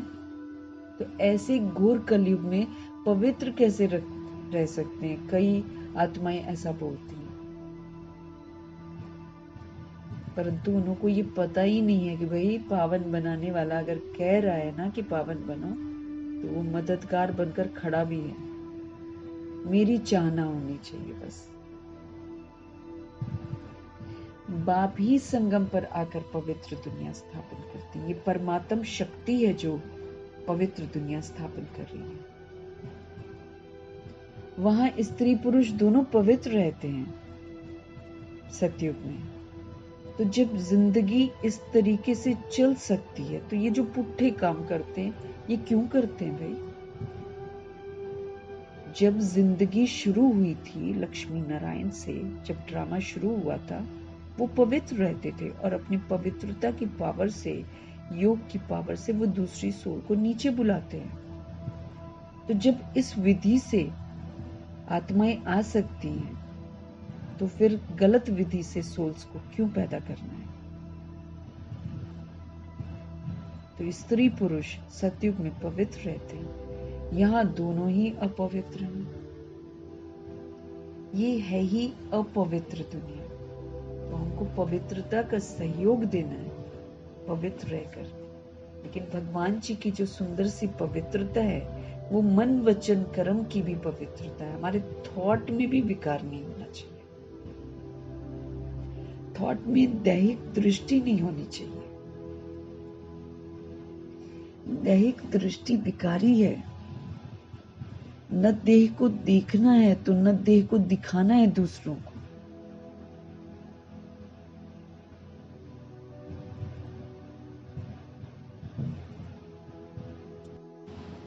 अपवित्र दुनिया है ये। देह को देखना अपवित्रता है, देह दिखाना महा अपवित्रता है। सांप को दिखा रहे, क्या रखा है सांप में जो दिखाना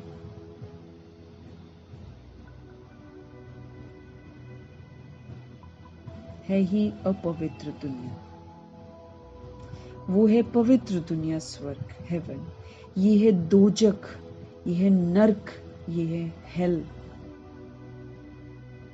तुम बच्चे समझ गए हो नंबरवार पुरुषार्थ अनुसार। बाबा की बातों को हर आत्मा नंबरवार समझती है।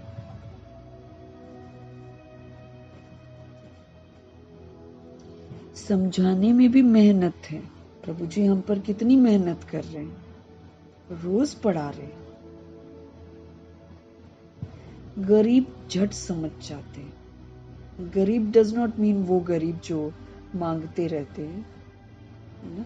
उनके पास तो बहुत कुछ है, उनके झुग्गियों में जाकर देखो सब कुछ रहता है। गरीब मीन्स हैंड टू माउथ। वो झट समझ जाते, धक्के खाए हुए, धोखे खाए हुए, वो सोल्स जल्दी समझती हैं प्रभु की बातों को। दिन प्रतिदिन वृद्धि होती जाती है, फिर मकान भी इतना बड़ा चाहिए, इतने बच्चे आएंगे, क्योंकि बाप तो अब कहाँ जाएंगे नहीं ना। मधुबन छोड़कर तो फिर प्रजापिता ब्रह्मा कहीं नहीं जाते थे ना, शुरू में जाते थे मुंबई दिल्ली, शुरू में आ गए, लेकिन फिर एक समय के बाद बाबा मना कर देते हैं ना, तो सारी सोल्स को फिर क्या करना पड़ता है? मधुबन जाना पड़ता है,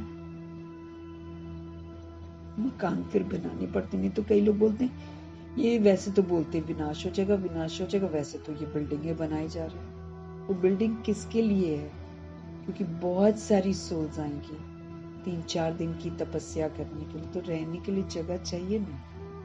टूट तो वो भी बिल्डिंग्स जाएंगी, लेकिन जब तक पाठ चल रहा है तब तक वो सलामत रहेंगी, क्योंकि टूटेंगी तभी तो फिर से बनेंगी ना। जब ब्रह्मा जी फिर से आएंगे, फिर से वो कुटिया बनाएंगे, तो सब कुछ टूट फूट तो जाएगा।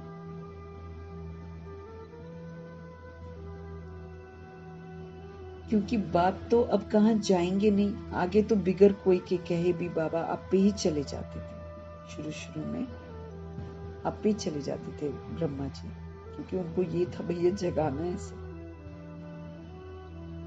अभी तो बच्चे यहाँ आते रहेंगे, ठंडी में भी आना पड़े, प्रोग्राम बनाना पड़ेगा, फलाने फलाने समय पर आओ, फिर भीड़ नहीं होगी। सभी इकट्ठे एक ही समय तो आ नहीं सकते ना, क्योंकि बच्चे तो वृद्धि को पाते रहेंगे। यहाँ छोटे छोटे मकान बच्चे बनाते हैं, वहां तो ढेर महल होने। ये तो तुम बच्चे जानते हो, वैसे सब मिट्टी में मिल जाएंगे, तो उसको सफल कर लो ना, अगर है तो सफल कर लो, बाबा कहते हैं। बाकी मिट्टी में मिल जाएगा, जितना मर्जी हम बचा लें, जितना मर्जी हम बैंकों में रख ले, बैंक भी तो टूट फूट जाएंगे, एटीएम सारे टूट फूट जाएंगे, कहाँ जाएंगे खिला। बाबा तो बोले कैद भी हो जाएंगी आत्माएं कमरों के अंदर ही, क्या कर लेंगे। अपने को सुधारने का रहना चाहिए, और जितना हो सके तन मन धन हम सफल कर लें वो करना चाहिए। बाकी अपने हाथ में कुछ नहीं रहेगा, अपने हाथ में तो वही काम आएगा जो हम बाबा के यज्ञ में लगाते हैं और जिससे सोल्स जगती हैं, ना हम दिल से देते हैं, आत्माओं की जागृति के लिए देते हैं, गिन कर नहीं देते हैं, सोच कर नहीं देते हैं। वो जो है वो सफल होगा।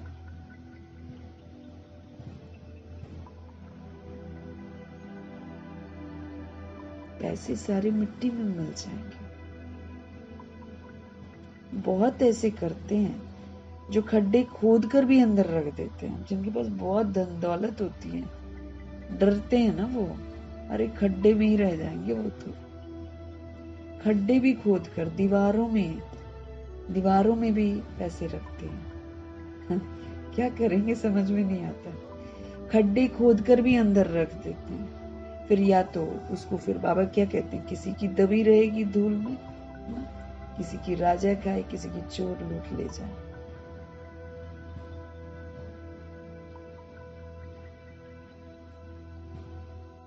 पैसा पैसा पैसा,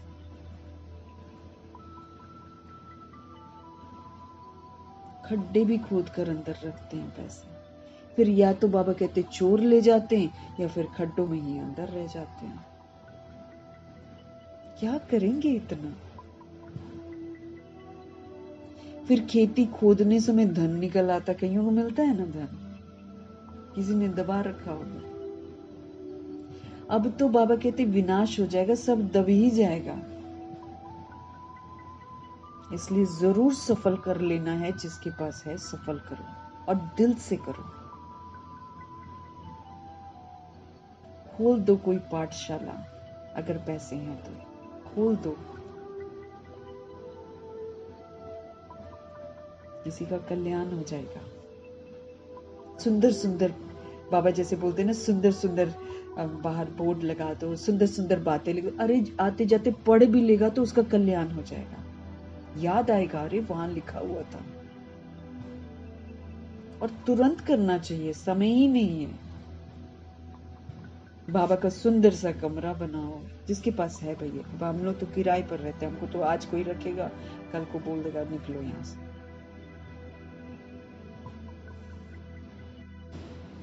विनाश हो जाएगा, सब कुछ सब दब जाएगा, फिर वहां सब कुछ नया मिलेगा।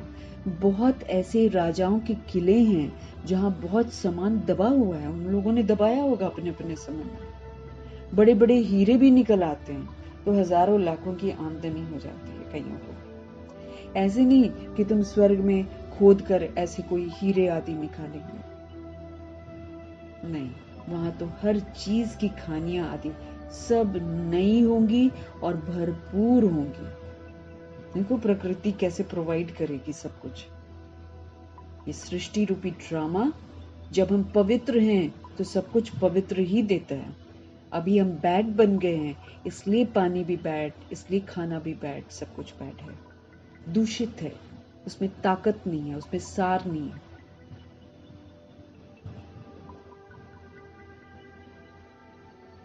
यहां तो बाबा कहते कलराठी जमीन है तो ताकत ही नहीं है, अरे इतनी आबादी के लिए ग्रो करते हैं, उसको फुर्सत ही नहीं देते हैं धरती को कि थोड़ा सा वो सांस ले। और चाहिए और चाहिए और चाहिए, जल्दी करो, रातों रात आम को पका दो तो रातों रात केले को पका दो, रातों रात घी को बड़ा कर दो। इतना दिमाग लगा रखा है, इंजेक्शन लगा लगा के सारी चीजों को बढ़ा रहे हैं। तो हम जो भी चीज लाते हैं वो जहर ही तो ला रहे हैं घर पे। अब आबादी तो बढ़े जा रही है, सोल्स बढ़े जा रही हैं, जरूरतें बढ़ी जा रही हैं, घर बनाए जा रहे हैं, ऊपर से ऊपर चढ़ाए जा रहे हैं। पेड़ भी काट दो, वो भी काट दो, अरे सांस भी नहीं ले पाएंगे हम। अपनी मौत की तैयारी सभी आत्माएं खुद ही कर रही हैं। बाबा कहते अब जमीन कैसी होगी, कल राठी होगी, बंजर हो गई है, उस पे जबरदस्ती कुछ न कुछ डाल डाल के उसको उगाते हैं चीजों। ताकत नहीं है, नोच रहे हैं धरती को भी ना, नोच रहे हैं।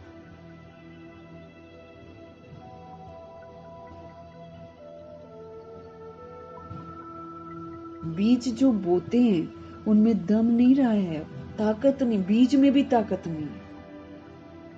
इसलिए तो प्रभु जी कहते हैं मेरी याद में खाओ, थोड़ा खाओ, कम खाओ, बहुत दुनिया को खाने वाली बैठ गई है, अब थोड़ा खाओ। बाबा के बच्चे तो थोड़ा खा सकते हैं, योगी आत्मा बनो, थोड़ा खाओ, उसमें याद में खाओ, ताकत आएगी। बाबा कहते बीज जो बोते हैं उनमें दम ही नहीं रहा, कीचड़ पट्टी अशुद्ध चीजें डाल देते हैं। हमें नहीं पता हम लोग क्या खा रहे हैं, हमें नहीं पता हम लोग क्या पी रहे हैं। पानी को प्यूरिफाई करने के लिए भी तो गड़बड़ चीजें डाल रहे हैं ना।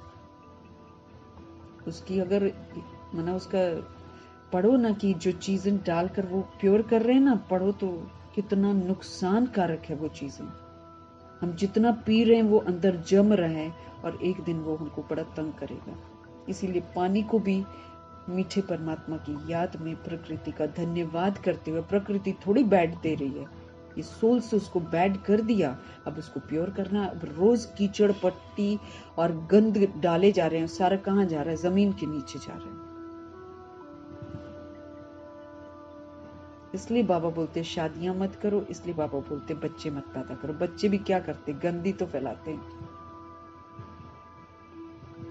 बचपन क्या है, खिलाए जाओ, गंदगी निकालते जाएंगे, वही इधर उधर फेंक देते हैं। उसी में देखा है गाय मुंह मार रही होती है।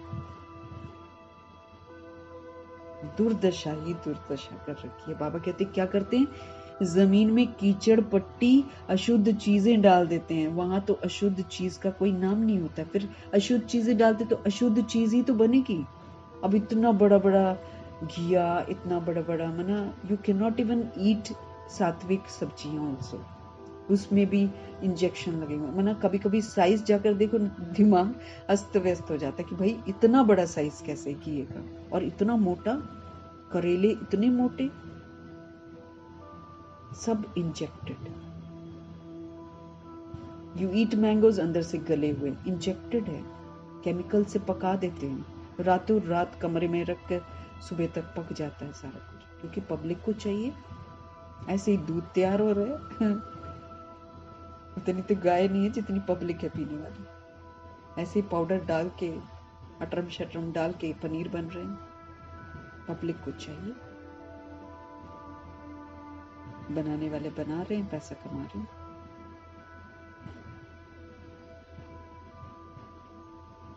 सतयुग में अशुद्ध चीज का कोई नाम नहीं होता, एवरीथिंग इज न्यू। मीठे बाबा कहते एवरीथिंग इज न्यू।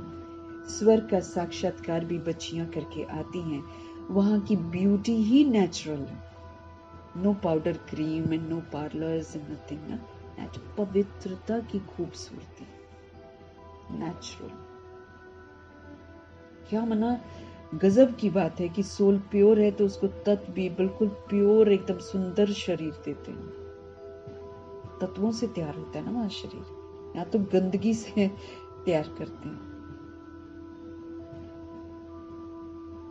वहां तो सोल को बुलाते हैं ऊपर से, और बाकी योग के बल से तैयार होता है शरीर। वहाँ की ब्यूटी नेचुरल है। अभी तुम बच्चे उस दुनिया में जाने का पुरुषार्थ कर रहे हो। याद रखना है हमें, हम सभी पुरुषार्थ कर रहे हैं। शिव बाबा हमको लेने के लिए आए हुए हैं, ये सदा याद रखना है। कभी भी समाप्ति हो सकती है। अब हम उस दौर में पहुंच गए। कभी भी तांडव शुरू हो जाएगा, कभी भी शिव बाबा गायब हो जाएंगे। 2018 से अव्यक्त हो गए।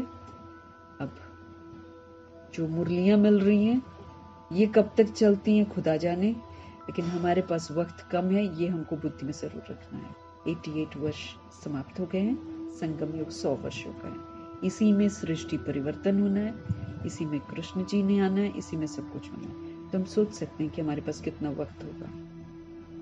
और शरीर का भरोसा है क्या? बाबा बोलते हैं शरीर का तो कोई भरोसा नहीं है। वो तो योग ज्यादा होगा तो शरीर एंड तक चल सकता है, वरना थोड़ी कोई पता है। अच्छा, मीठे मीठे सिकिलते बच्चों प्रति माता पिता बाप दादा का याद प्यार और गुड मॉर्निंग। रूहानी बाप की रूहानी बच्चों को नमस्ते।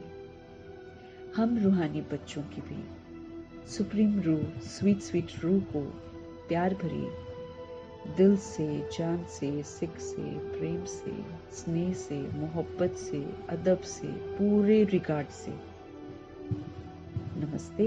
और तहे तहे दिल से प्रभु जी का शुक्रिया। हम आत्माओं को अपनाया, हम आत्माओं पर इतनी मेहनत करते हैं, हम आत्माओं को शिक्षित कर रहे हैं, सशक्त बना रहे हैं, पवित्र बना रहे हैं, सजाओं से छुड़वा रहे हैं। तो ऐसे कल्याणकारी शुभ चिंतक परमपिता परमात्मा का तहे दिल से धन्यवाद। धन्यवाद करते हुए धारणा के लिए मुख्य सार, इस समय ही बाप समान परफेक्ट बनकर पूरा वर्षा लेना है। हमारे ब्रह्मा जी पूरे परफेक्ट बनकर गए हैं, तो हम आत्माओं के लिए भी सबक भी सिखा गए हैं, हर चीज करके दिखाते हैं। तो हमें बाप समान परफेक्ट बनकर प्रभु जी से पूरा वर्षा लेने का समय मिला हुआ है। बाप की सभी शिक्षाओं को स्वयं में धारण कर उनके समान ज्ञान का सागर, शांति सुख का सागर बनना है। प्रभु जी की शिक्षाओं को अपने में धारण करना है, और फिर जैसे हमारे मीठे बाबा ज्ञान के सागर हैं, वैसे ज्ञान को यूज करके, प्रयोग करके उसमें हमको मास्टर बनना है। सुखी रहकर, शांत रहकर सुख शांति का खाता जो है वो जमा करना है। तो क्या बन जाएंगे? मास्टर, ज्ञान के सागर, शांति और सुख के सागर। बुद्धि को पारस बनाने के लिए मुझे पढ़ाई पर पूरा ध्यान देना है। पूरा ध्यान देना मतलब भगवान जिस गहराई से हमको समझाते हैं उस पर ध्यान देकर फिर वैसे करना। निश्चय बुद्धि बनकर मनुष्य से देवता बनने का इम्तिहान पास करना है। प्रभु में पूरा यकीन, निश्चय बुद्धि। फिर जब मनुष्य से देवता बनते हैं तो इम्तिहान होते हैं। ड्रामा इम्तिहान लेगा, माया लेगी, प्रकृति लेगी, यमदूत लेंगे, जिनके साथ मैंने हिसाब किताब बनाया होगा वो व्यक्ति लेंगे, सब लेंगे। हर तरह का पेपर होगा हमारा, लेकिन निश्चय बुद्धि प्रभु में कि प्रभु जी बना रहे हैं तो प्रभु जी की श्रीमत पर ही चलना है। श्रीमत क्या कहती है? सतुगुनी सतयुगी पाठ बजाओ, चाहे गाली कोई दे चाहे कोई मान। जैसे कल हमने पढ़ा, ब्रह्मा जी नंबर 1 रहे हैं गालियों में भी, गालियां खाने में सबसे ज्यादा गालियां मिली हैं उनको, निंदा उनकी सबसे ज्यादा हुई है, मारने को उनको सबसे ज्यादा लोग तैयार हुए हैं।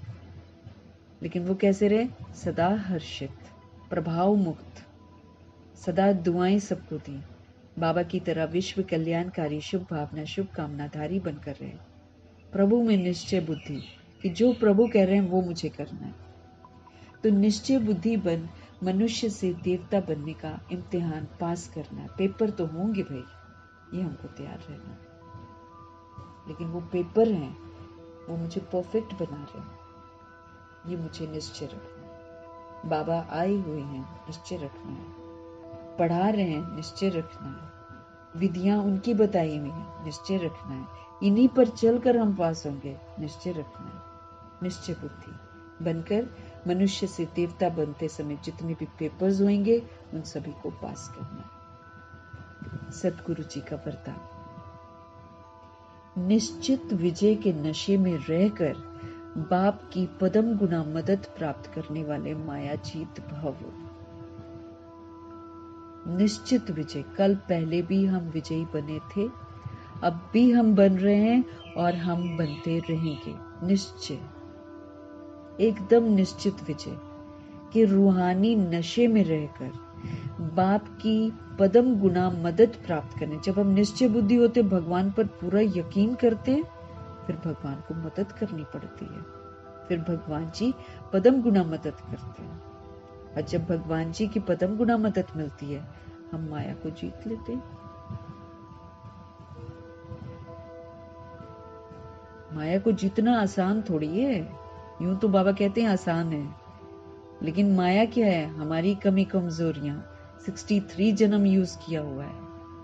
ये प्रभु के संग से और प्रभु की मदद से ही हम जीतते हैं। ताकत चाहिए।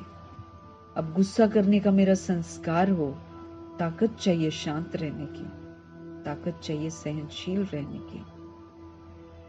प्रभु जी की जितनी जो बाबा विशेषताएं हमको सिखाते हैं, उन विशेषताओं को धारण करने की ताकत चाहिए। वो ताकत कहां से मिलती है? प्रभु जी से मिलती है।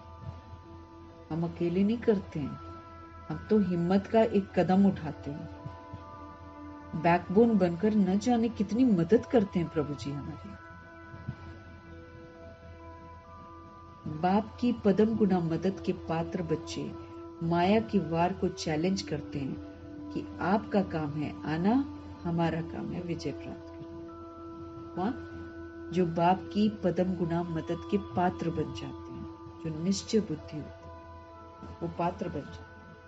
वो बच्चे फिर माया के वार जो होते हैं उसको चैलेंज करते हैं कि भाई आपका काम है आना और हमारा काम है विजय प्राप्त करना। वे माया के शेर रूप को चींटी समझते हैं।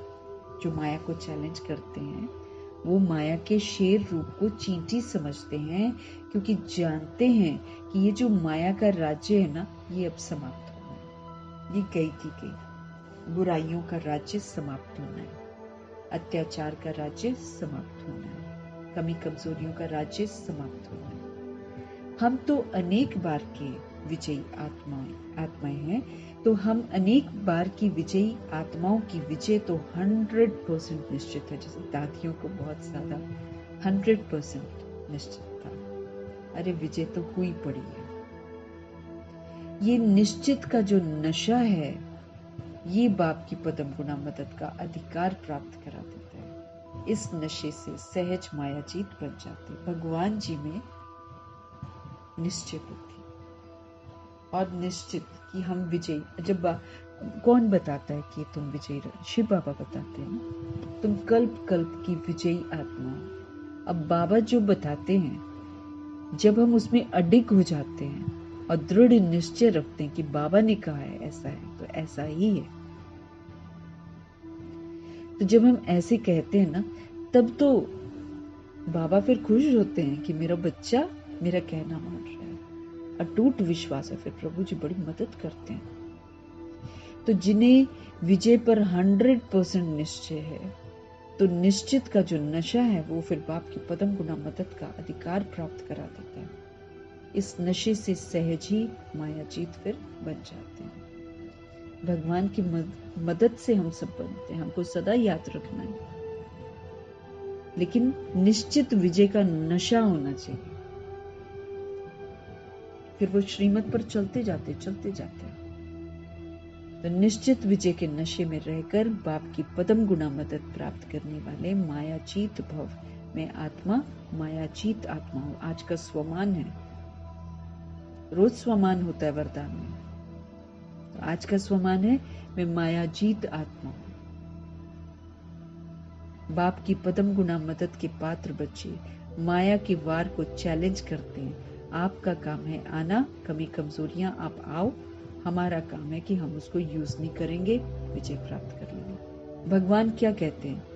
आप फुल स्टॉप लगाओ, रिएक्ट नहीं करो, रिजेक्ट नहीं करो, शांत रहो, शुभ भावना शुभकामना तो पास करो। बाबा ये कहते हैं। बाप कहते हैं 7 गुणों को यूज करो। बाप कहते हैं जो दैवी गुण है उसको यूज करो। हम यूज करते हैं? अगर हम यूज करते हैं तो फिर हम जीत गए। माया कहेगी गुस्सा कर, बाबा ने बोला है शांति का पिलर बन। माया कहेगी दुखी हो, प्रभु जी ने कहा सुख का पिलर बनो। बाबा ने माया कहेगी उदास हो जा, दिल शिकस्त हो जा, बाबा कहते सदा खुश रहो, सदा संतुष्ट रहो। तो अगर हम बाबा का कहना मानते हैं तो निश्चित विजय है। फिर माया क्या करेगी? तो बाबा कहते हैं वे माया के शेर रूप को क्या समझते हैं? चींटी समझते हैं, क्योंकि जानते हैं कि माया का राज्य जो है, कमी कमजोरियों का राज्य जो है, वो तो अब समाप्त होना है। उनको ये अटूट विश्वास होता है कि हम बहुत बार विजयी आत्माएं बने हैं, क्योंकि बाबा बोलते हैं तुम कल्प कल्प की विजयी आत्मा। तो जो सोल इसको एक्सेप्ट कर लेती है वो जीतती है, फिर बाबा उसकी मदद भी करते हैं। तो हम अनेक बार के विजयी आत्माओं की विजय तो है, 100% हमने विजयी बना। ये निश्चित का जो नशा होता है सोल्स में, ये तो फिर बाप की पदम गुना मदद का अधिकार प्राप्त करा देता है। इस नशे से सहज ही फिर हम सब मायाजीत बन जाते हैं। आज का स्लोगन है संकल्प शक्ति को जमा कर स्व प्रति व विश्व प्रति इसका प्रयोग करो। पहले तो बाबा कहते हैं श्रेष्ठ संकल्प करो। सुबह सुबह उठकर हर समय बीच बीच में खाली श्रेष्ठ संकल्प, पावरफुल संकल्प, शुभ शुद्ध सकारात्मक कल्याणकारी, है ना, आशावादी ऑप्टिमिस्टिक संकल्प, निराशा में भी आशा, ऐसे वाले संकल्प करो। तो ये पावर है, बाबा कहते हैं संकल्प की पावर है। जब हम पॉजिटिव सोचते हैं, समर्थ सोचते हैं, कल्याणकारी सोचते हैं, प्रभु जी उसको पूरा कर देते हैं, तथा अस्तु हो जाता है। भगवान कहते हैं ये संकल्प शक्ति अच्छे अच्छे संकल्प करके जमा करो, अपने प्रति विश्व के प्रति इसका प्रयोग करो, तब जमा होता है। जब हम अपने प्रति करते हैं तो जैसे होता है ना, आजकल वो सिखाती है ना सिस्टर शिवानी कि सुबह उठकर संकल्प करो शक्तिशाली आत्मा हूँ, सदा खुश हूँ, सदा संतुष्ट हूँ, ऐसे कराती है ना सोल्स को। तो जो वो पावरफुल संकल्प है वो बाबा के दिए हुए संकल्प है। तो जब हम बाबा के दिए हुए संकल्प को प्रयोग में लाते हैं, है ना, स्व के प्रति हम बार बार वही वाला पावरफुल संकल्प क्रिएट करते हैं, तो हम खर्च करते हैं। लेकिन जब हम विश्व के प्रति वही वाले संकल्प यूज करते हैं, जैसे मैं आत्मा परमात्मा की संतान हूं, अब मैं बोलूं कि सारे विश्व की सोल्स जो हैं, आप सभी आत्माएं आप सभी आत्माएं परमात्मा की संतान हो, आप सभी सतोगुणी आत्माएं हो। तो ये जो संकल्प पावर है, जब हम पूरे वर्ल्ड की सोल्स के लिए करते हैं तो ये जमा होता है। तो बाबा कहते हैं संकल्प शक्ति को जमा करो।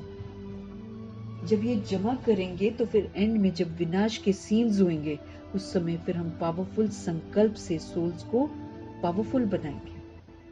लेकिन पहले जमा करो, अभी से विश्व की सोल्स के लिए इसको यूज करो। आदत पड़ जाएगी अच्छा सोचने की, तो फिर जब विनाश होगा तो हम आराम से इसको यूज कर सकते हैं, दिक्कत नहीं होगी। तो संकल्प शक्ति को जमा कर स्व प्रति और विश्व के प्रति इसका प्रयोग करो, अपने प्रति भी और विश्व के प्रति भी इसको यूज करो, है ना। जो पावरफुल प्योर संकल्प हम अपने लिए करते हैं, अभ्यास करते हैं, वो विश्व की सारी सोल्स के लिए भी करें, तो उसके वाइब्रेशंस भी फैलेंगे और साथ में हमारा संकल्प शक्ति जमा भी होगी। पावर जो है ना, थॉट पावर जमा भी होगी, फिर ये काम आएगी।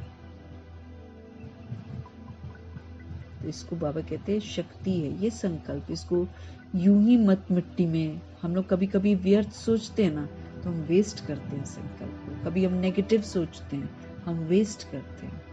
कभी डल सोचते हैं, वेस्ट करते हैं। बाबा ने कहा कुछ भी सीन होता रहे, वर्स से वर्स होता रहे, बद से बदतर हो जाए, हमको संकल्प कैसा करना? पॉजिटिव, समर्थ, कल्याणकारी। थोड़ी देर में वो संकल्प काम करेंगे, सब कुछ ठीक हो जाएगा। तो वरीड नहीं होना है, वेस्ट नहीं सोचना है, नेगेटिव नहीं सोचना है, सदा पॉजिटिव सोचना है, सदा पावरफुल सोचना है, सदा प्योर सोचना है। ऐसे संकल्प करने हैं।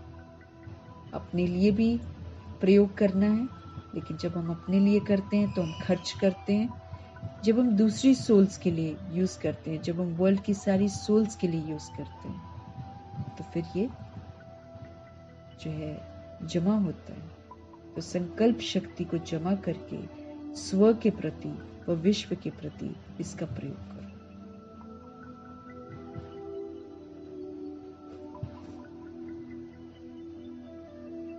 तो बहुत काम आएगी। कितनी सारी सोल्स के लिए कितने सारे पावरफुल संकल्प क्रिएट करने, सबको सुख देना है। अब सब ज्ञान तो नहीं सुनेंगे ना, लेकिन जो ज्ञान की सच्चाई जो बाबा बताते हैं वो संकल्पों से भेजनी है, तो दूसरी सोल्स को टच होगा। बोलने से नहीं होगा, वाणी से उतना नहीं होगा। जितना मनसा प्योर से हम थॉट्स भेजेंगे ना, तो वो रूह ही कैच करेंगे। बोलते हैं तो देवभान में बोलते हैं, तो वो देवभान में सुनती हैं, इसलिए पल्ले नहीं पड़ते। रूह जब रूह को संदेश देगी तो रूह तक पहुंचेगी। तो रूहानियत से करना है। मीठे मीठे परमात्मा का हम तहे दिल से धन्यवाद करेंगे। ब्रह्मा माँ का धन्यवाद करेंगे। ब्रह्मा माँ अच्छी वाली माँ बीच में है, तभी तो बाबा से मुलाकात होती है। सारे वर्ल्ड की सोल्स में से एक यही सोल सबसे खूबसूरत सोल है, जिसको प्रभु जी यूज करते हैं। ठीक है विस्मृत हो गई थी, ठीक है पुनर्जन्म में आते नीचे चले गए थे, लेकिन अच्छे भी तो कितने जबरदस्त बने। मरजीवा भी तो तुरंत बने। तन मन धन संबंध संपर्क तुरंत त्याग किया, तुरंत वो किया है जो बाबा ने कहा। तो अद्भुत आत्मा तो है, इनके जैसा तो कोई हो नहीं सकता। फिर धारणाओं में भी नंबर 1 है भाई, एक भी चीज वेस्ट नहीं की। आत्मा ऐसी है कि शुरू से ज्ञान योग धारणा सेवा, जब से पढ़ाई शुरू हुई तब से एकदम एक्यूरेट चले। बाबा ने जैसा कहा वैसा किया है। चारों ही विषय में 100% रहे हैं। 14 वर्ष की तपस्या में भी खूबसूरत तपस्या की है। तो अपने आप को बदला भी तो पूरा है ना। भूल गई और गलत किया वो अलग बात है, क्योंकि गलत करते हैं तो प्रभु जी आते हैं। उस विधि से देखे तो वो भी कल्याणकारी है, लेकिन बनकर दिखाना जो प्रभु कहते हैं, फरमान बरदार, आज्ञाकारी, ईमानदार, वफादार, पिताव्रता, ब्रह्मा जी की आत्मा, तो इनका तो धन्यवाद करेंगे हम लोग, दिल से करेंगे, पूरे रिगार्ड से करेंगे। बाप समान बनेंगे और शिव बाबा का अच्छा बच्चा बनेंगे। तो शिव बाबा का धन्यवाद, ब्रह्मा माँ का धन्यवाद, जगदम्बा माँ का धन्यवाद, 16,108 करोड़ सभी आत्माओं का धन्यवाद। उसमें से 8 रतन, उसमें से एडवांस पार्टी की सोल्स, नवग्रह, एडवांस पार्टी की सारी आत्मा, सबको धन्यवाद। 5 तत्व, धरती, बहुत रिगार्ड रखना है धरती को, बहुत रिगार्ड। बहुत खराब कर दिया हमने, खूबसूरत धरा थी, अब इसको खूबसूरत बनाने में मददगार करना है, उसमें अपना पवित्रता का कंट्रीब्यूशन करना है। सुख शांति प्रेम, अपने सतगुणी स्वरूप और सत्युगी स्वरूप का सहयोग देना। बाबा की याद का सहयोग देना, वो सबसे अच्छा, उससे धरती को बड़ा सुकून मिलेगा। जितना हम प्रभु की याद में रहेंगे उससे धरती को हम सुकून देंगे। तो धरती, आकाश, जल, वायु, अग्नि, तहे दिल से धन्यवाद।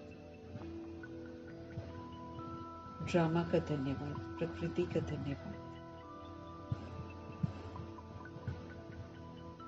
माया का धन्यवाद, यमदूत का धन्यवाद, करोड़ों की आबादी, द्वापर युग और कलयुग की, सबका धन्यवाद। क्योंकि सबके हित में सोचेंगे तो हम विश्व कल्याणकारी आत्मा बनेंगे। नफरत, भेदभाव, ये सारे खत्म करने के निमित्त बनाती हैं वो आत्माएं। जब हम सभी के लिए अच्छा सोचते हैं, नाम रूप से ऊपर उठकर सोचते हैं, तो सारी विश्व की आत्माएं तो हमारा मददगार बनती हैं, है कि नहीं? तो इसलिए उनका भी धन्यवाद। साधनों का धन्यवाद, कितना ना मदद कर रहे हैं, हमको मुरलियां मिलती हैं, हम सब पढ़ सकते हैं, हम सब एक साथ पुरुषार्थ कर सकते हैं। तो साधनों का धन्यवाद, जिसने बनाया उनका भी धन्यवाद। प्रभु जी इसको यूज करवा रहे हैं, बहुत बहुत धन्यवाद।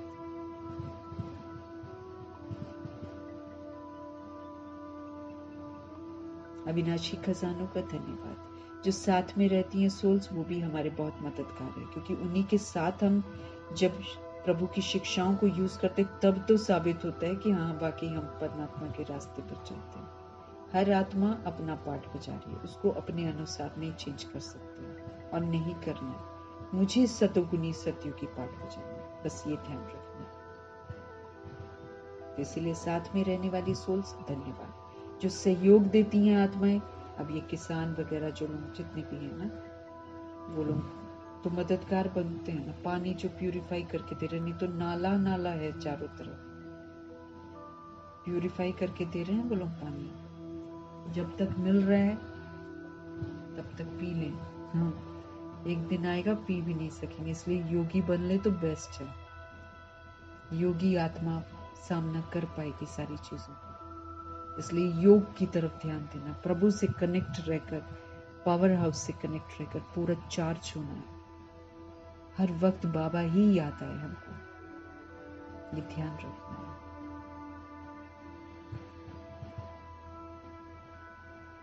सहयोगी आत्माओं का भी धन्यवाद। अविनाशी खजानों के लिए शिव बाबा का धन्यवाद। इस अनमोल संगम युग का बहुत बहुत धन्यवाद। और फिर शरीर रूपी इंस्ट्रूमेंट जो है चल रहा है, इसको चलाना है भाई, इसको ठीक रखना है, पुरुषार्थ करना है, अंत तक पूरा तैयारी करनी है सारी, एवर रेडी होना है, पढ़ते रहना है, चिंतन करते रहना, प्रभु चिंतन, ज्ञान चिंतन, स्व चिंतन, शुभ चिंतन शरीर में रहते करना है। इसलिए शरीर रूपी इंस्ट्रूमेंट का बहुत धन्यवाद है, पूरे यूनिवर्स का धन्यवाद है। ये जो ढेर सारी मेहमान नवाजी हम लेते हैं, है ना, उसका तो बहुत बहुत धन्यवाद। मेहमान हैं हम, ध्यान रखना है हमें, हम सब मेहमान हैं, हम कोई यहाँ के रहने वाले नहीं हैं, हम परम धाम निवासी आत्मा हैं। यहाँ पर आकर यहीं पे रह गए हम, तो घर द्वार कुछ याद नहीं रहा, ना अपना याद रहा, ना अपने पिता याद रहे। यहीं पर आकर जमीनें लेकर, घर बनाकर, उसकी प्रॉपर्टी इसकी प्रॉपर्टी करके हम सब तो यही हुक्म चलाने लग गए, मरमरा भी गए। 63 बॉडीज चेंज हुई, फिर भी मेरा मेरा नहीं गया। इसलिए बाबा ने होमवर्क भी दिया है, मैं और मेरे को मारो पहले, सबसे पहले दे अभिमान का मैं और मेरा। आत्मा का मैं और मेरा अलग है, वो तो मैं आत्मा, मेरा परमात्मा। लेकिन जो देव भान और देव अभिमान का मैं और मेरा, ये हमको मैला बनाता है, इससे हमको बाहर निकलना है। तो मेहमान नवाजी जो इतने समय से हम लिए जा रहे हैं, यहाँ पर बैठकर जरूरतें अपनी बढ़ाते ही चले जा रहे हैं, बोझ अपना धरती पर डाले ही जा रहे हैं, इससे बाहर निकलना है। और समय से पहले निकल जाए तो फिर सही है।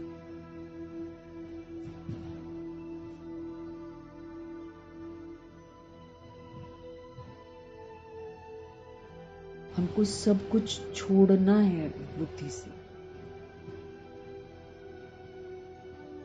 कोई भी यादगार मेरे पास ना रह जाए जो मुझे याद आ जाए उस समय, किसी की दी हुई चीज मेरे पास ना हो, मुसीबत बन जाएगी। याद आ ही जाएगा कि ये उसकी है। हाँ। इसलिए गिफ्ट का लेना देना है ना, चीजों का लेना देना, इससे थोड़ा दूर ही रहना है। किसी ने दे दी ना, फटाफट दान कर दो कहीं पर, खत्म। प्रभु जी उन्होंने दे दिया, अब उनको नहीं मालूम था, हम आगे करते। और जहां तक हो सके, जहां जहां मुमकिन है, वहां से लो ही मत, हाथ जोड़ दो। अच्छा है वो कहीं और दे देंगे। अपने आप को बचाना है।